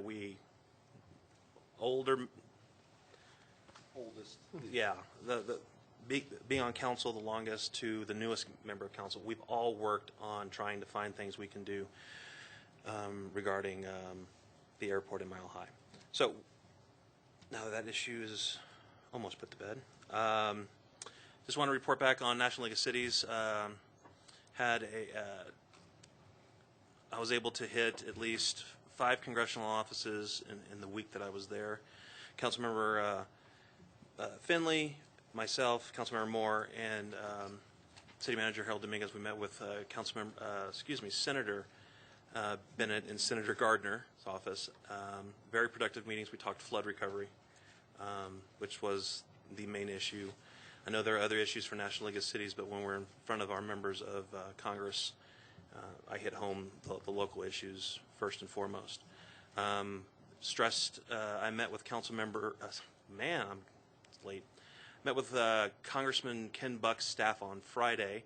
I know people were flying in, so I went ahead and met with them and urged the congressman and his staff to come to Longmont, which apparently that is happening, to see what is happening in flood recovery. We are in that 4th Congressional District. It's when we had Senator Gardner, as Congressman Gardner, come to Longmont quite a bit, was always actively involved in what we were doing here in the city, and I reiterated to Congressman Buck's office that we would like that same type of relationship. Also met with my old boss, now Senator Roy Blunt of Missouri, and talked about the F5 tornado that hit Joplin several years ago, reminding him the funding for Joplin also, we need that type of funding for the city of Longmont and the state of Colorado in this area regarding the flood. And then a friend of mine who works in the office of the majority leader, same thing. So we had some good meetings and was able to get into some offices that I haven't been in a while, but stress the fact that we are still in flood recovery and still need some help on the federal level. Councilmember Finley. Thank you, Mayor Coombs. I, too, enjoyed the National League of Cities, and on our Community and Economic Development Committee that I'm a member of, we went over our top priorities, and it's too late tonight to go through all that. There's too many of them, and I think maybe what I would suggest is that any of us who have some things to report to write it up and put it in our information so that we're not here all night talking about it. Sorry. I have to get up really early. Anyway, we learn a lot when we go to these things, and I think we accomplish a lot when we visit with our elected leaders. So it's worth the taxpayers' money to send us. And it's not fun. It's not a junket. Parts of it are kind of fun. Anna Navarro was extremely entertaining. But we learn a lot, and we bring it back here and hopefully use it for the benefit of everyone. I would like to say that I hope that Councilmember Moore feels better soon. When he called me, he sounded horrible. So that brings me to my business of the week, the Vitamin Cottage at 1745 Main Street. They're staffed with nutritional health coaches that can help you find the right vitamins to take. It's Vitamin Cottage Natural Grocers, I think is what they go by now. But they've been in the community for a long time. They've expanded. Go check them out at 1745 Main Street. Councilmember Christensen. Thank you, Mayor Coombs. I think Jeff may be beyond vitamins right now. He sounds really, really, really sick. So we all hope he feels better. I also wanted to say that to the public who wonders what we're doing at National League of Cities, we really are taking classes. It's our learning phase. I took a class for 4 hours on budgeting, which was mind-numbing, but it made me appreciate what Jim does and what Jim Golden does, and just how complex, much more complex a city budget, a municipal budget is than a standard business budget, and how many different ways it has to be reported because it's audited by different groups. So it was very helpful to me, and there were many other opportunities, as Councilman Santos and Councilwoman Finley said. It is very, very useful for us to bring the education that we get there back here. So thank you. Well, I guess I'm going to do a business of the week just because I ate at Baghdadi's Burgers, and it's really good. I mean, they have baby kale Caesar salad and black bean burgers, so you can eat healthy there, believe it or not. So, did you have a burger? No, I didn't. I mean, I did, but it was a healthy burger. So, and you can build your own salads, your own burgers. I mean, I was impressed with the place. Yes. So I'm doing my part for the sales tax. I kind of got when we first started out, John Rice talked about the paper not putting our city in a good light. And, I see examples of that too, like the Times Call, TC Line. They had a little article about how at our council retreat we probably stayed at expensive hotels and drank expensive wine and all this. When it was an in-town retreat, we drank ice water and iced tea. And, the fact that the Times Call had a reporter there, and they know that absolutely we weren't staying at expensive hotels and drinking expensive wine. Why would they even print that stuff is beyond me when they know it's totally false. I mean, it's mind-numbing how how anybody can just say anything they want in TC Line and not, I don't know. I'm just kind of bothered by it because. So anyway, I'll get off my soapbox. Anybody else? All right. It's the end of council comments. City manager, any additional remarks? Mayor, council, actually, I have something for you all. So during the retreat, one of the things the council talked about in a previous council meeting, you all gave us direction to bring back the construction defect item, and you did that by vote. During the retreat, council indicated that it would be best to wait until after the legislative session on this. Right. And so we just need to capture that with a vote based on the previous direction that you gave. So if we can get a motion and if you could recognize me. Yes, council member. I actually heard today that they are still working on it, and they are still very hopeful that they'll put something together. So I would move that we postpone this from coming up until May. Second. All right, that's been council member. No, we're going this way or this way. Okay, let's vote. And that passes 6-0 with council member Moore dissenting. Absent. Man. Absent. Okay. Although other meetings with this much stuff could have gone till 1. So. Yeah. no more comments. Okay. Eugene's got comments. City attorney, any comments? Don't let me down. Do not let me down. No comments, Mayor. Okay. This meeting is adjourned.